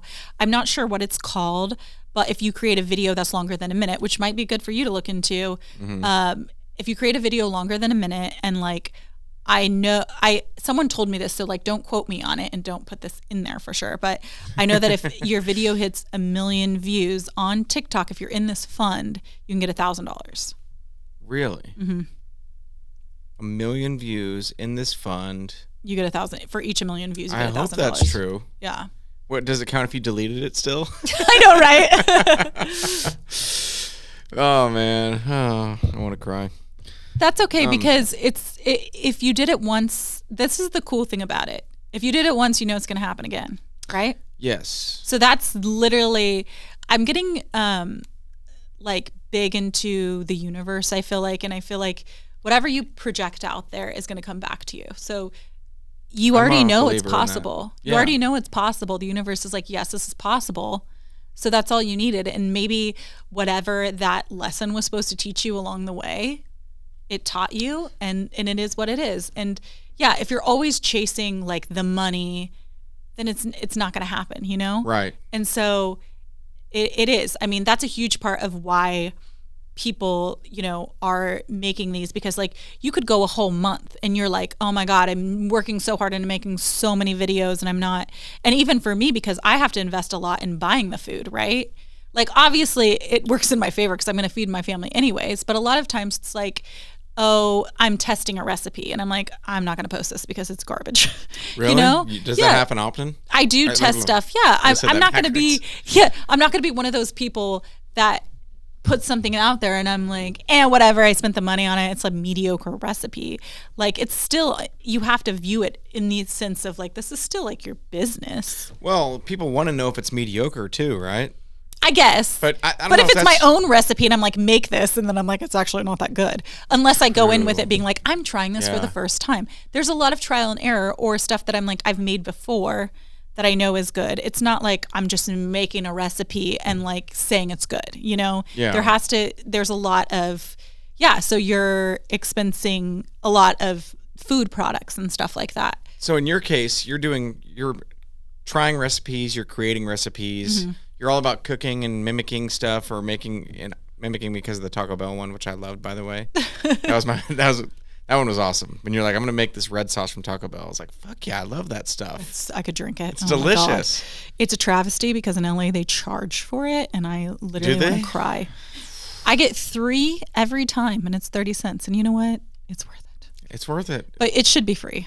We could take shots of that stuff. I would take a freaking gallon. I would take a milk jug full of it. It's so good. And somebody told me that it's literally just the sauce packets warmed up. That is bullshit. No, that's not true at all. It is not true at all. They're liars. And you know how I know they're liars? Because I forced one of my friends when I was a kid to drink a cup full of Taco Bell sauce that we squeezed packets out of. How's he doing now? Well, he made it. Barely. But that stuff like curdles when you put it into a glass. And it's the freaking I don't want to ruin it for everybody. I don't want to ruin it for everybody, but yeah, the stuff in the packets curdles up when you put it into a glass, and so he was like chewing this cup of sauce. Never forget it. That's how I know it's not the same thing though, but it's also way more delicious than those sauces. Oh my God. And you made that and I was like, yes, like somebody else likes this stuff, and then you created the video. Well, you probably had to make that recipe before you created the video, right? Oh my gosh, yes. And I even remember that too. And I am like so chaotic in my kitchen. Like I'm always like, it's a fucking, I'm going in and I'm just, you know, I am who I am and my brain is chaotic and it is what it is. But I'm also like, okay, I can't be the only one. There's people like me, obviously. There are, because I watched that video and I was like, fuck yeah, like this is exactly what I like. Yeah, I'm in there and I remember I freaking like I don't even remember what I did. I just remember I spilled the first pot and I'm like, literally like, I'm like, all right, okay, let's just try it. And I'm like, oh, it's not bad. I was like, I think I can fix this. And then I'm like, there's literally like a little bit left in the pot and all of it is like on the kitchen floor. And I'm like, okay, please don't let like my husband walk in here because he's gonna be like, what the fuck are you doing? And I'm like licking the saucepan. I'm like, I think it just needs a little more garlic. Yeah. You should do behind the scenes videos. You could have filmed that all over your floor and been like, look what happens sometimes. Oh my gosh. I know. Yeah. I have thought of that. I'm like, I need to do behind the scenes videos, but I still get in my own head about it, right? You're like, oh, the moment, then I have to film that. And then, it's a lot. And then you just talk yourself out of it. Yeah, you in a way you do. So. But what I was saying, I guess, is that you had to create that recipe before. So you're not only making the video and buying all the stuff for that, you're also spending time in advance tweaking it and making it exactly how you like it so that you can present it to everybody. Right, exactly. So that's even more hours on top of the hours spent editing and filming and all that stuff. Right. And a lot of times what I'll do to be cost effective is I will be like, I'll get all the ingredients I think I need, and then I'll like half the recipe and like try it out. And I'm like, oh, okay, this is really good. Or maybe I could use a little bit of this. And then I'll like be like, okay, let me use the second half of the ingredients. Do you know, just so that's how I've finagled being like more cost effective with that. But yeah, there's a lot of times where it fucking sucks because, you know, inflation. And you go to the store and Inflation's you buy a real thing. a shit ton of groceries. And I'm like, this is going to be so fucking good. Yeah, good. And then I like do it, and I'm like, you know, I have the best critics at home, like my husband and son, like they'll be like, that ain't it, or you know, something like that. Evan's like, Mom, no, don't make that again. Don't. Or I have like a 50-50 where, you know, Evan loves it and Phil's like, I'm gonna make my own shit. Yeah. So. Or what I've wondered too is Phil is Mexican, right? Yes. So if you cook a Mexican dish, you're cooking for a Mexican guy. It's like, I don't know. He might be very judgy on this one. Yeah, it's not what he grew up with. Yeah, no. Oh, but the good thing about it is I've been able to incorporate a lot of like, well, I'm trying to be better about it, but like I've been trying to incorporate a lot of like cultural things because I do think it's like so important to get that right, you know? Yeah, for sure. And I love that. I mean, one of my favorite things is trying different cuisines from different cultures. It's my favorite. And I'm big into cooking and food, so your channel's perfect for me too. But it's a lot of people like me, you know, that watch that and really, hell yes. And can I ask you this, because I am curious, like even as somebody, even like me, who doesn't, you know, have like a lot of time, but a lot of those is like, it's almost like it's aspirational too. It's like, oh my God, that looks so good, but I'm never gonna have time to make that. And so on a lot of stuff, that's why I'm trying to like differentiate too, where I'm like, okay, no, you can actually make this. Because like I will watch stuff and I'll bookmark it, and then I'll like be like, oh my God, what did she do? She like put that in the blender and then she, you know, so I think it's genius. And your whole concept, 0 Fs, like 0 efforts, right? Yeah. That's genius. Everybody wants that. People are always looking. You know how many times I come home and I'm like, because I love cooking, so one of my things is I like to go and find something online and I'll make it. Yeah. How many times I look at like the time that it takes. And 4 hours. Yeah, exactly. You get home at 5 o'clock and like, you can't spend 4 hours making this porchetta.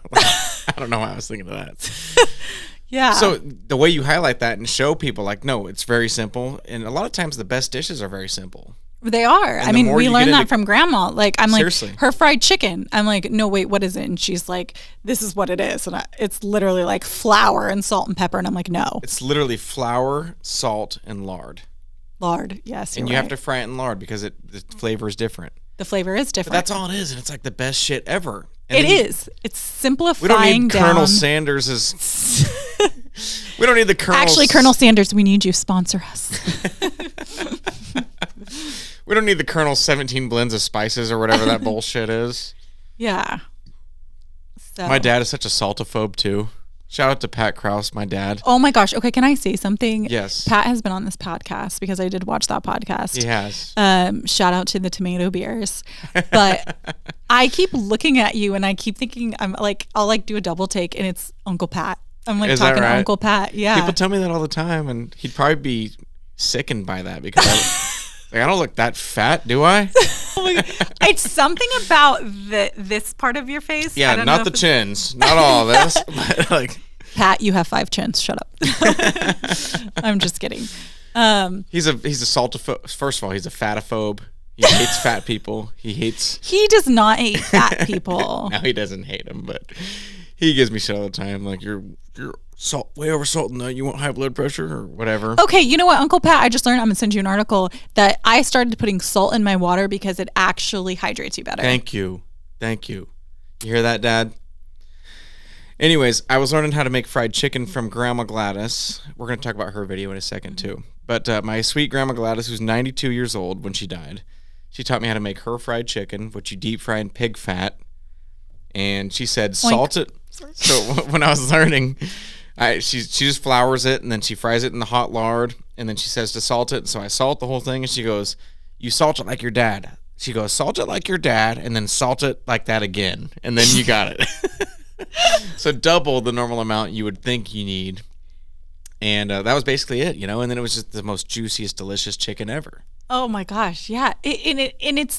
That's what it is like all about. And I think too, what is, I might start crying.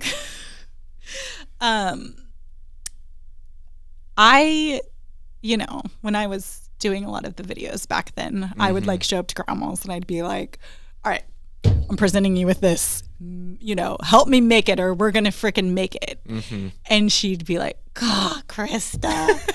And I can just see her doing that. I'd be like, I got Kool-Aid pickles for you. And she's just like so sweet too. Like instead of what she's really thinking, she's like, I think that could be pretty good, and just so what's weird to me and I think special is that the whole cooking stuff, it was just something that reminded me of her. And I was just like, we're going to throw it together. And then it started sticking. And I'm like, Grandma, is that you? Because that's really when I started kind of, blowing up, getting, into it. And I think that it's more about the connectedness of being like, she never actually liked to be in the kitchen. She was just like, this is what I do and this is what I did. This is what needs to be done. Yeah. She came from a different era. Yeah, exactly. And almost where they expected women to be in the kitchen and this is what you do for your family. And she never complained about it, but that's just what she did. She's like, I need to be here. I'm going to cook dinner. This is what I'm going to do. I don't care how much work it takes. Yeah, exactly. And the fact that she was able to find joy every day in doing that, or just, and maybe she didn't find joy in it, but I found joy in watching her, I guess. And I think that is so special to me that it was almost like one day I was thinking of her and I was like, all right, Grandma. And I just did that and it kind of started blowing up from there. But you channeled it. It all goes back to her though. That is a real thing, KRISTA. That is a real thing. You were talking about the universe working out for you earlier. You know how many people in your position that made it and they did their dream and they pursued it and it happens and they say the same thing? Like I just kind of pushed it out there and said this needs to happen and no matter what, it's going to happen. And things work out and you just don't even know how. It just kind of did. Yeah. And yeah, like I said, it's not about me trying to be this like chef or something. I'm just like, I'm an everyday person trying to help other, and I mean, a lot of my content is for like moms, I feel like, and stuff and busy people because, I grew up with a single mom. And so my mom never had time to cook for us. She was freaking working and doing all this stuff.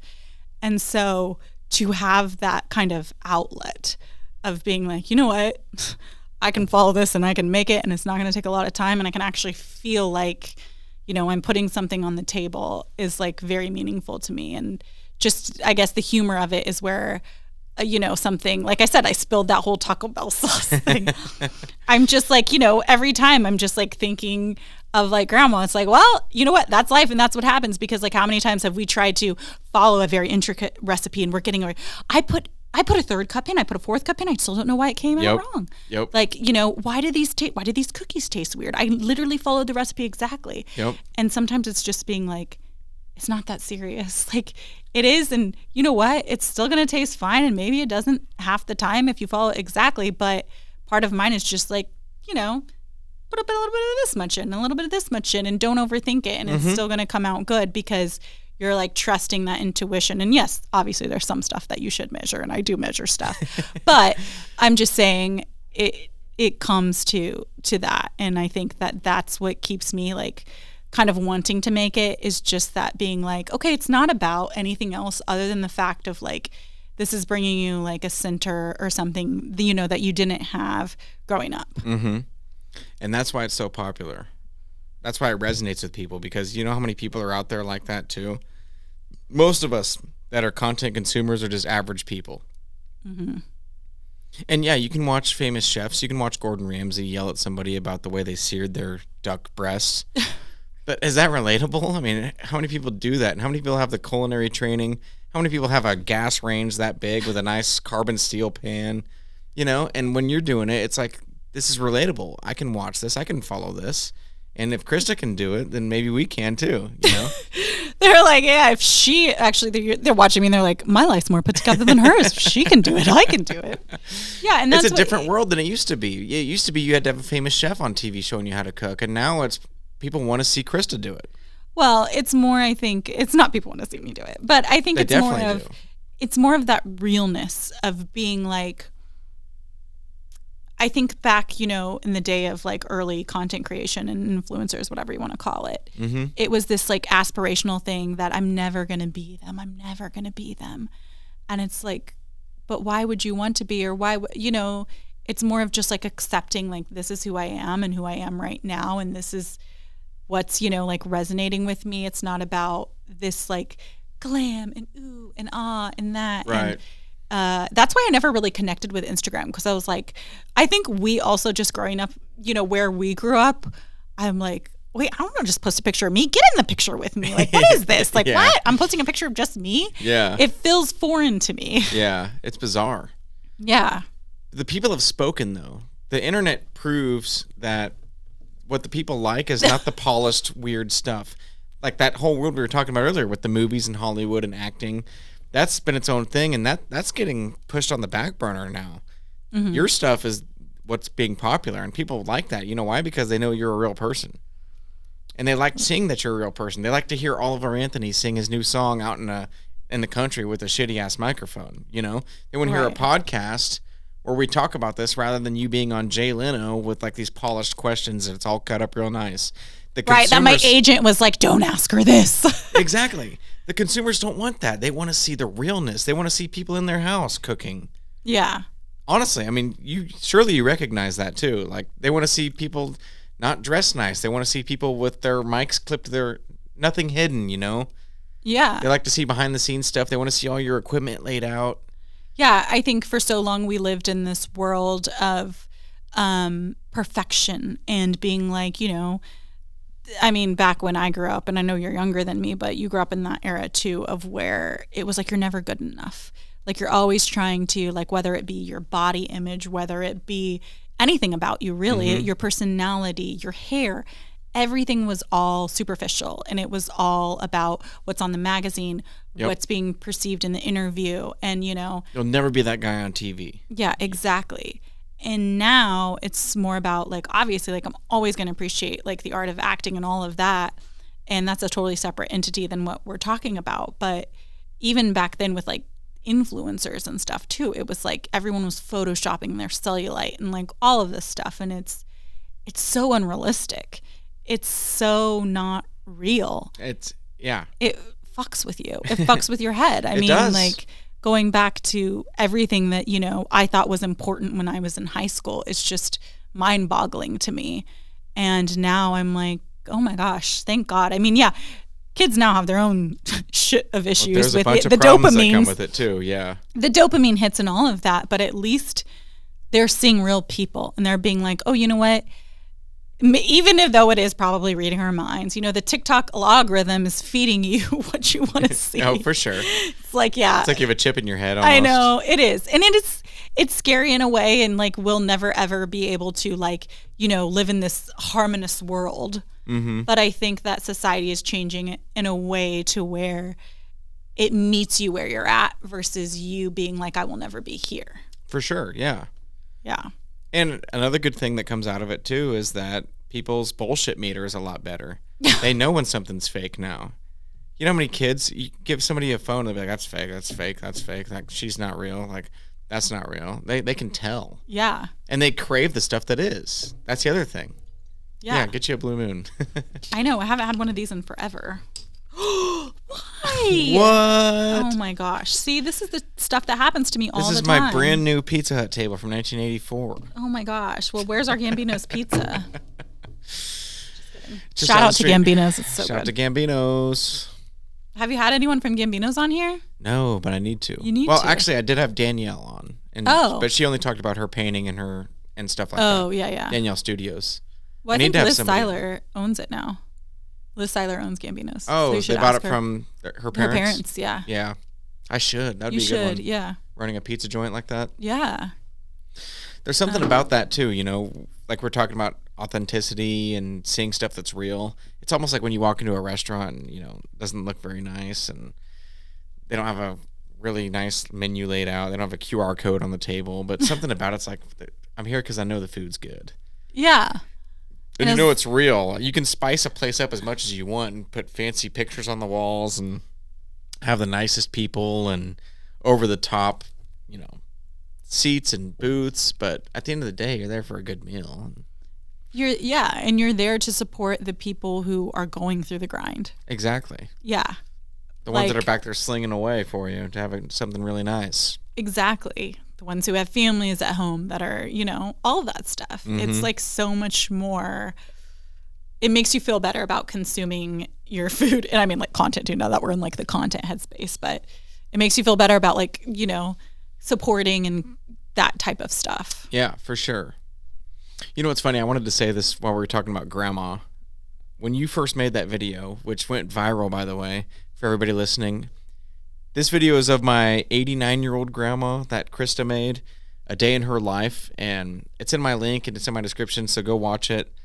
It's amazing because KRISTA just follows her through her normal daily routine, which is so foreign to the rest of the world now. Like the things she would do, she'd wrap her hair in toilet paper and, you know, just the whole thing is it's amazing. And I can't even watch it to this day still, honestly, since she's passed away. I don't think I watched it so many times. You know how many times I watched it before she died? I would have friends over and I'd be like, watch my grandma, you know, and I don't think I've watched it once since. I don't think I can. It's hard. Yet. But anyways, what I was saying was, I remember talking to her about that, and I was over at her house, and I was like, Grandma, you're famous now. Like, your video with KRISTA, like, people love that stuff. And she goes, oh. And I was like, what, you don't like it? And she's like, no, I like it. I just didn't know she was going to share it to the whole United States of America. You know, I struggled with that for a long time because I thought she was mad at me. And I go, oh my gosh, what have I done? And I think she didn't understand it even too, because there are like regulations. And so Ivan was like, okay, Grandma, she had to sign a contract. Yeah. But I'm like her granddaughter. And so I think she's thinking, oh, KRISTA to help her out. But this is the thing. She obviously did not understand the world that we live in. She doesn't understand social media. She doesn't understand the internet even. So in her mind, you basically sent this out to everybody in the United States. That's why she said the whole United States of America. And I was like, Grandma, well, anybody in the world can watch that, you know? But in her brain, it doesn't make sense. She didn't get what happened. So she thought that you basically just like blasted that out to everybody in the U.S. and I personally emailed everybody. Yeah, personally, like they went in their mailbox like, oh, I'm going to watch Gladys Krause's video today, you know? So it was a misunderstanding on her part, but I thought that was so funny. When she told me that, she's like, I didn't know the whole United States of America was going to get it. I was like, oh my gosh. And I think that the most beautiful thing about that is that that was just who she was. She didn't even care that I was filming. Like she'd be like, oh, did you know? Should I not say that? Well, exactly. Yeah. Like stuff like that. Nothing was faked. Nothing was faked. Nothing was on. That was just how she was in every day. And honestly, like some of those moments are great, but those aren't even like her best moments. Like her best moments were off camera for sure. Yeah. But I always thought it was so like, you know, just that the whole, you know, video and that whole like time when that happened too, that it was just like, how special is that like that video that I put up, like Access Hollywood reached out to me and they were like, your grandma crazy and it was just her being her. And in a way, I wish I could just like, and she's probably like watching us right now being like, stop talking about me. But I'm just, KRISTA, stop it. Stop it. She has that face. Yeah. She's like, that scowl. Yeah. And she's like, yeah, exactly. When you zoomed up on her face and she was napping and her one eye popped. Yes. But it's just, I think that I'm so glad the world got to see her is what I'm getting at. But in a way, I just want to like be like, Grandma, like everybody, you know, wanted to see you in the whole world because you're that good, true person that everybody is trying to be or wants to be when they get your age. Like I was at her grave the other night, and I didn't even like realize how many years she lived by herself without Grandpa. Yeah.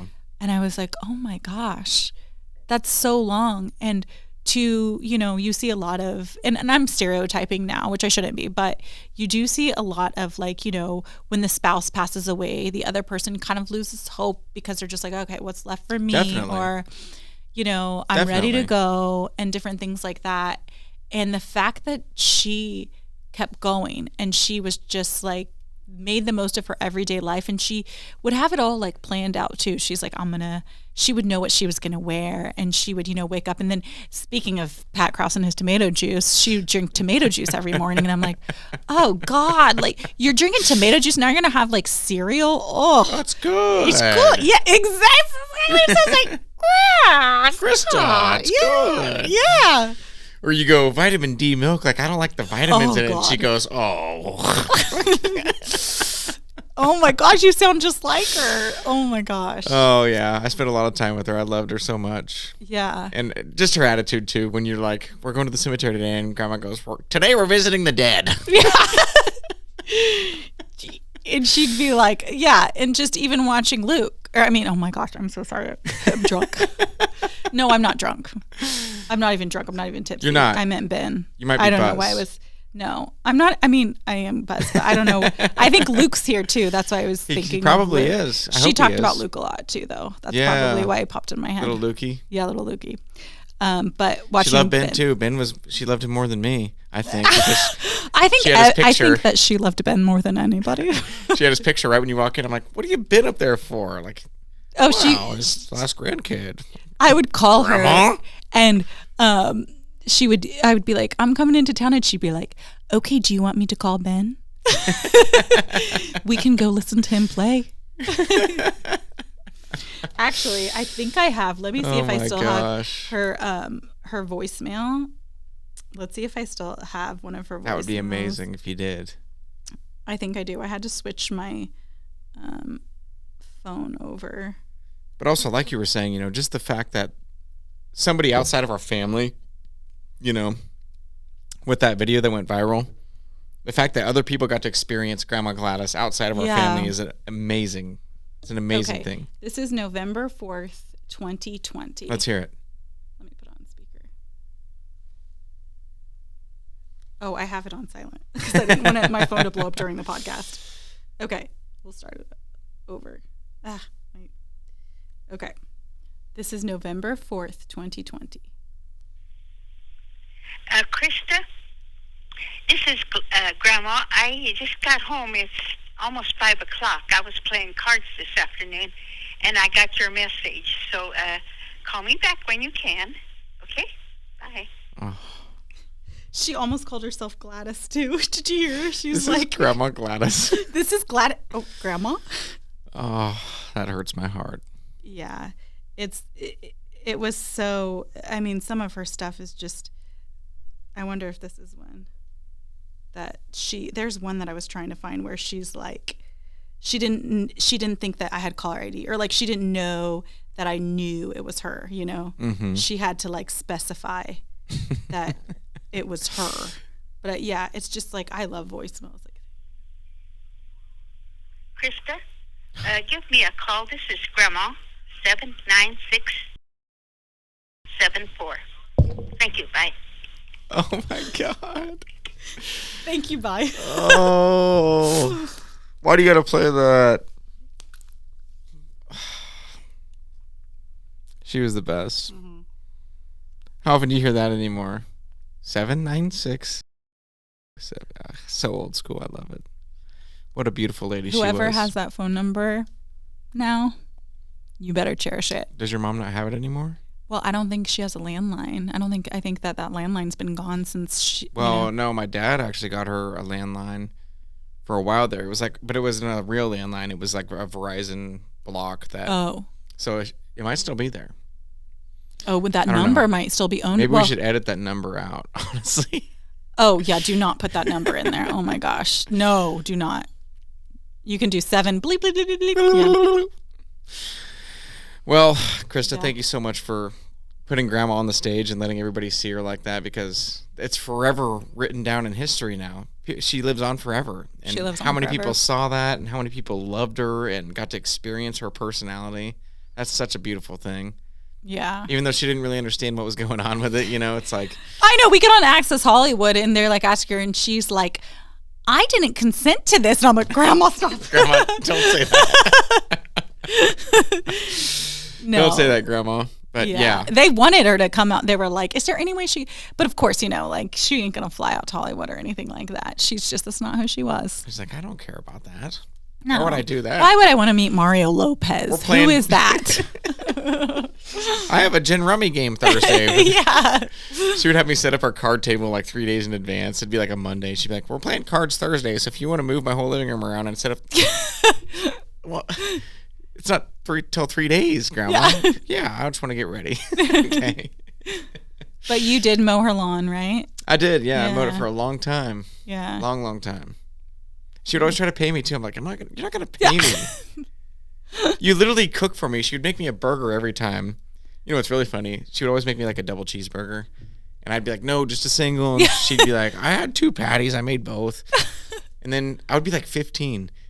And she would be like, there's a Coors Light in there. Drink that. What? She's like, it's been in there forever. I'm like, Grandma, I'm not going to drink a beer in the middle of mowing.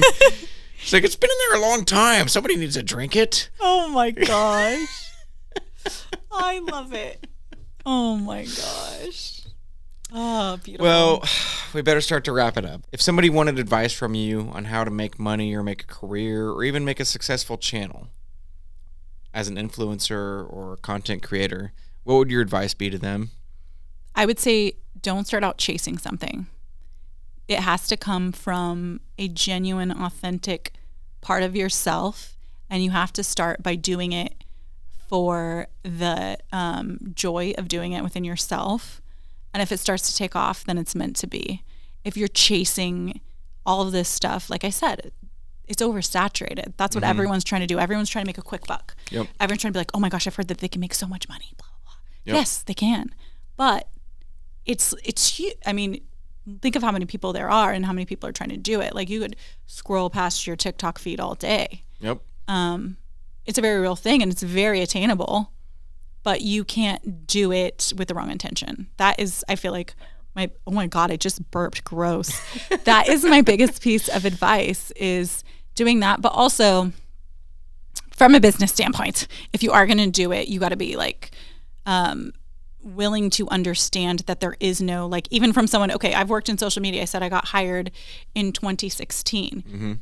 We're still testing and trying new things every day. Like there's no secret formula. Yep. Everyone's like, oh, well, I literally looked at their page yesterday and now they have like 20,000 more followers within 1 week. They're doing something. Do they have a bot? It's like, no, the internet is just this weird and wacky place. Yeah. And people are just throwing spaghetti at the wall. And sometimes it sticks and sometimes it doesn't. Right. And if it sticks, then you go with it. But also know that if it sticks, the internet changes, the algorithm changes. You got to constantly be in the wheels of motion. You got to constantly be not focusing on like, oh, and I even had a video earlier today and I'm like, you go, oh, should I take it down? It's bombing. And it's like, no, is my life that? No, it's not. Yeah. Like, it's not about views. It's not about whatever. You just put it out there and you move on with your life. And if it works out, it works out. And it's just a place of connection. Yeah. I love it. I think that's beautiful. Very well said. Not to discourage people, though, that have a channel that they're trying to grind on. Like, there's going to be Oh, a no, you period- definitely should because I do obsess about it. I'm just trying to be philosophical. It sounded great, but there's, certain number of people out there who want to grind and their channel's not getting shit views at first. How long would you say they need to stick with that before they kind of just say, that's not what it is? You know what I'm saying? Ooh.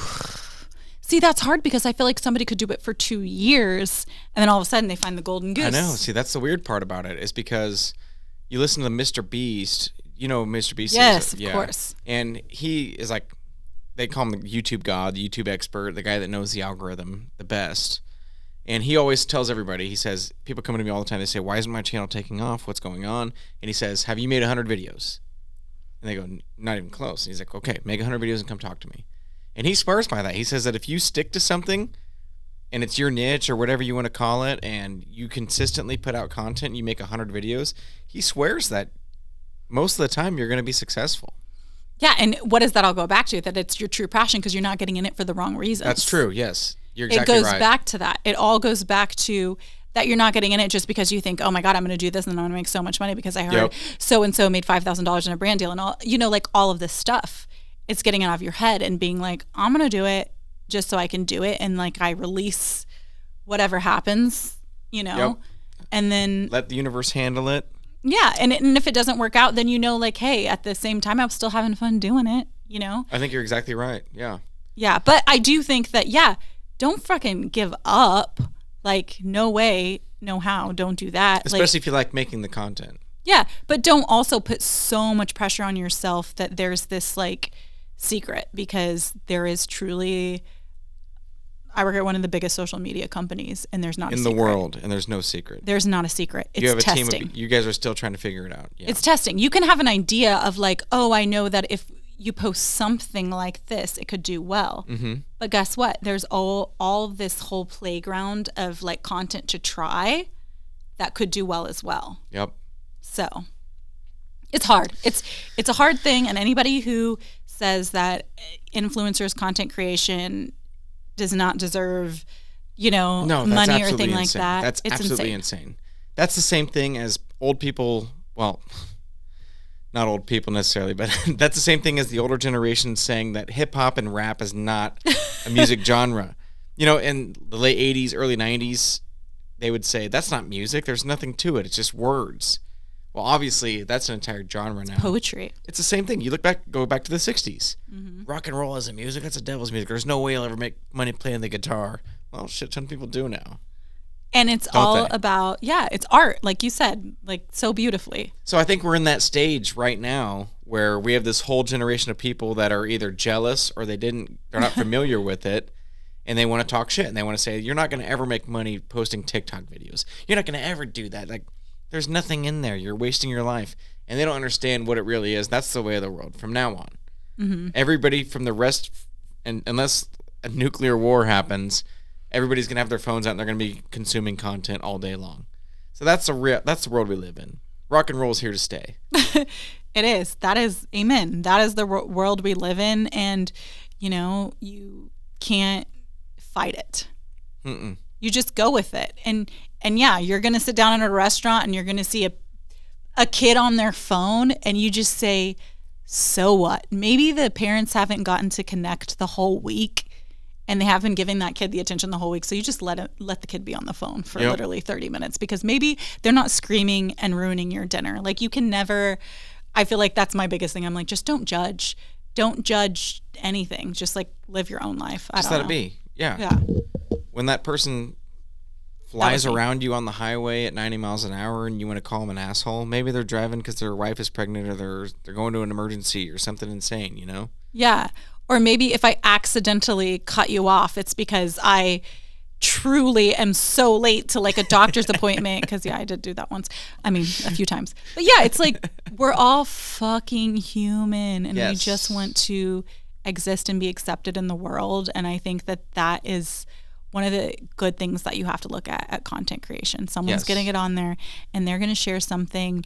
I mean, I've seen stuff about fertility. I've seen stuff about people suffering from these very rare diseases that a lot of people don't know. And there's community out there and you have to see the beauty in that because that would have never existed before. You would have never had that option. You would have never known that there were people out there like that beforehand. Yeah. Oh my gosh, someone else is struggling with this. I didn't know that's a thing. Like mental health is being talked about. Like so many things are being talked about that you can't ignore the fact that, well, yes, it's a dopamine hit and all of these things, but it's progression towards hopefully, uniting people that, need to be united or something. I don't know. I'm not a freaking professor here. I'm a content creator. Yeah, I love it. And for that, we thank you. You're killing it out there. You're doing great things. Thank you so much for coming on and talking to me about it and giving me the insider details. I really appreciate it. Tell everybody where they can find your channels and what the name of it is. Yeah, thank you. So I'm just at Call Me KRISTA TORRES, and you'll see a lot of zero effort cooking and stuff like that. Yes, stuff like that. And thank you so much for having me. I appreciate it. I've been trying for a long time, and we finally made it happen. I know. You live out of state, and It's hard. I didn't want to get any other content creator on before you came on because you're definitely killing it out there. And I do love your videos. I want you to know that. I appreciate it. I love this podcast, and I see good things. You've got it right there. You already have the universe tell you a little thing about. Well, it's fun. It's fun. I mean, this is a cooler setup than I have. I'm literally like, one of the lights in our kitchen is out, and I'm like, that's the thing is like, even I'm going on to, we probably need to leave. What time is it? Oh yeah, it's 7:30. Shit. What time's your game? Oh no, don't worry about that. We're good. This is more important.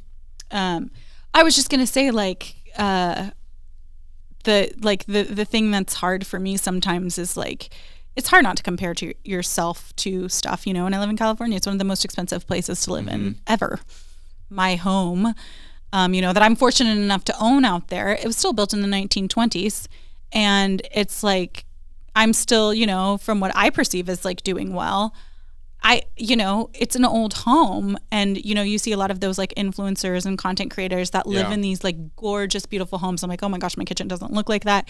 Like, am I not up to standard? Like, I've got this light fixture behind me that I'm like, I really need to change that. Oh my gosh, the light bulbs out, like all of the stuff that you think about. Overthink. What is everybody going to think about me? Or like, are they, I'm not worthy of this, or no one's going to take me seriously. Oh my gosh. And then you just put it out there, and you're just like, I don't care, because this is me, and I'm just living, and I'm just You're just trying another person to be out human. there. Yeah, you're just another human. Yeah. You make videos in grandma's kitchen. Yeah. That hasn't been updated since the 60s. It hasn't. Oh my gosh. It's, yeah. And I think people like that. Oh my gosh. It's nostalgic. I think it's not even the nostalgia factor. I think that people like to see real stuff, like I was saying. And if you're in this weird environment where everything is the top of the line and it's clean as fuck and it's just like perfect angles, I don't think people like that anymore. I think that it's unattainable. The world is gravitating towards people like you, who you're just in your kitchen making videos. People love that. And obviously the proof is right there, because the amount of followers you have, the amount of comments, likes, they want to see somebody real. They don't want to see Gordon Ramsay. They can turn on TV and watch that. When they're scrolling, they want to see somebody real. Yeah. And something that is attainable to, it's like, I'm still just a person. Exactly. Even those people who, I mean, I love it. Like the beautiful kitchens. It's like, yes, of course we all want that. But the reality is I don't know. If you'll notice though, more and more famous people that are on TikTok and Reels, you see these people that have been famous for 30, 40 years, and a lot of their newer videos are just like in a bedroom. And they're not showing off any of their shit, And I think that's on purpose. I think that they realize that the consumers want to see like some genuine stuff. They don't want to see you standing in front of your mansion, in front of your Bugattis. I mean, there's a time and a place for that too. Go turn on a music video or something and get amped up about owning a Bugatti. But if you're scrolling through Reels and you want to see Paul McCartney playing the piano, you don't want to see him in this big ass arena with this, $50,000 piano. Like, just show him in the living room, just fucking around. You want to see that. Yeah. Raw and real. Raw and real. Yeah. Yeah. Okay. Well, but anyways, KRISTA, thank you so much again for coming on. I appreciate it. Love what you're doing. And do you have any last words? Yeah. No, just thanks so much for having me. Appreciate it. Yeah. Well, cheers to you. Cheers.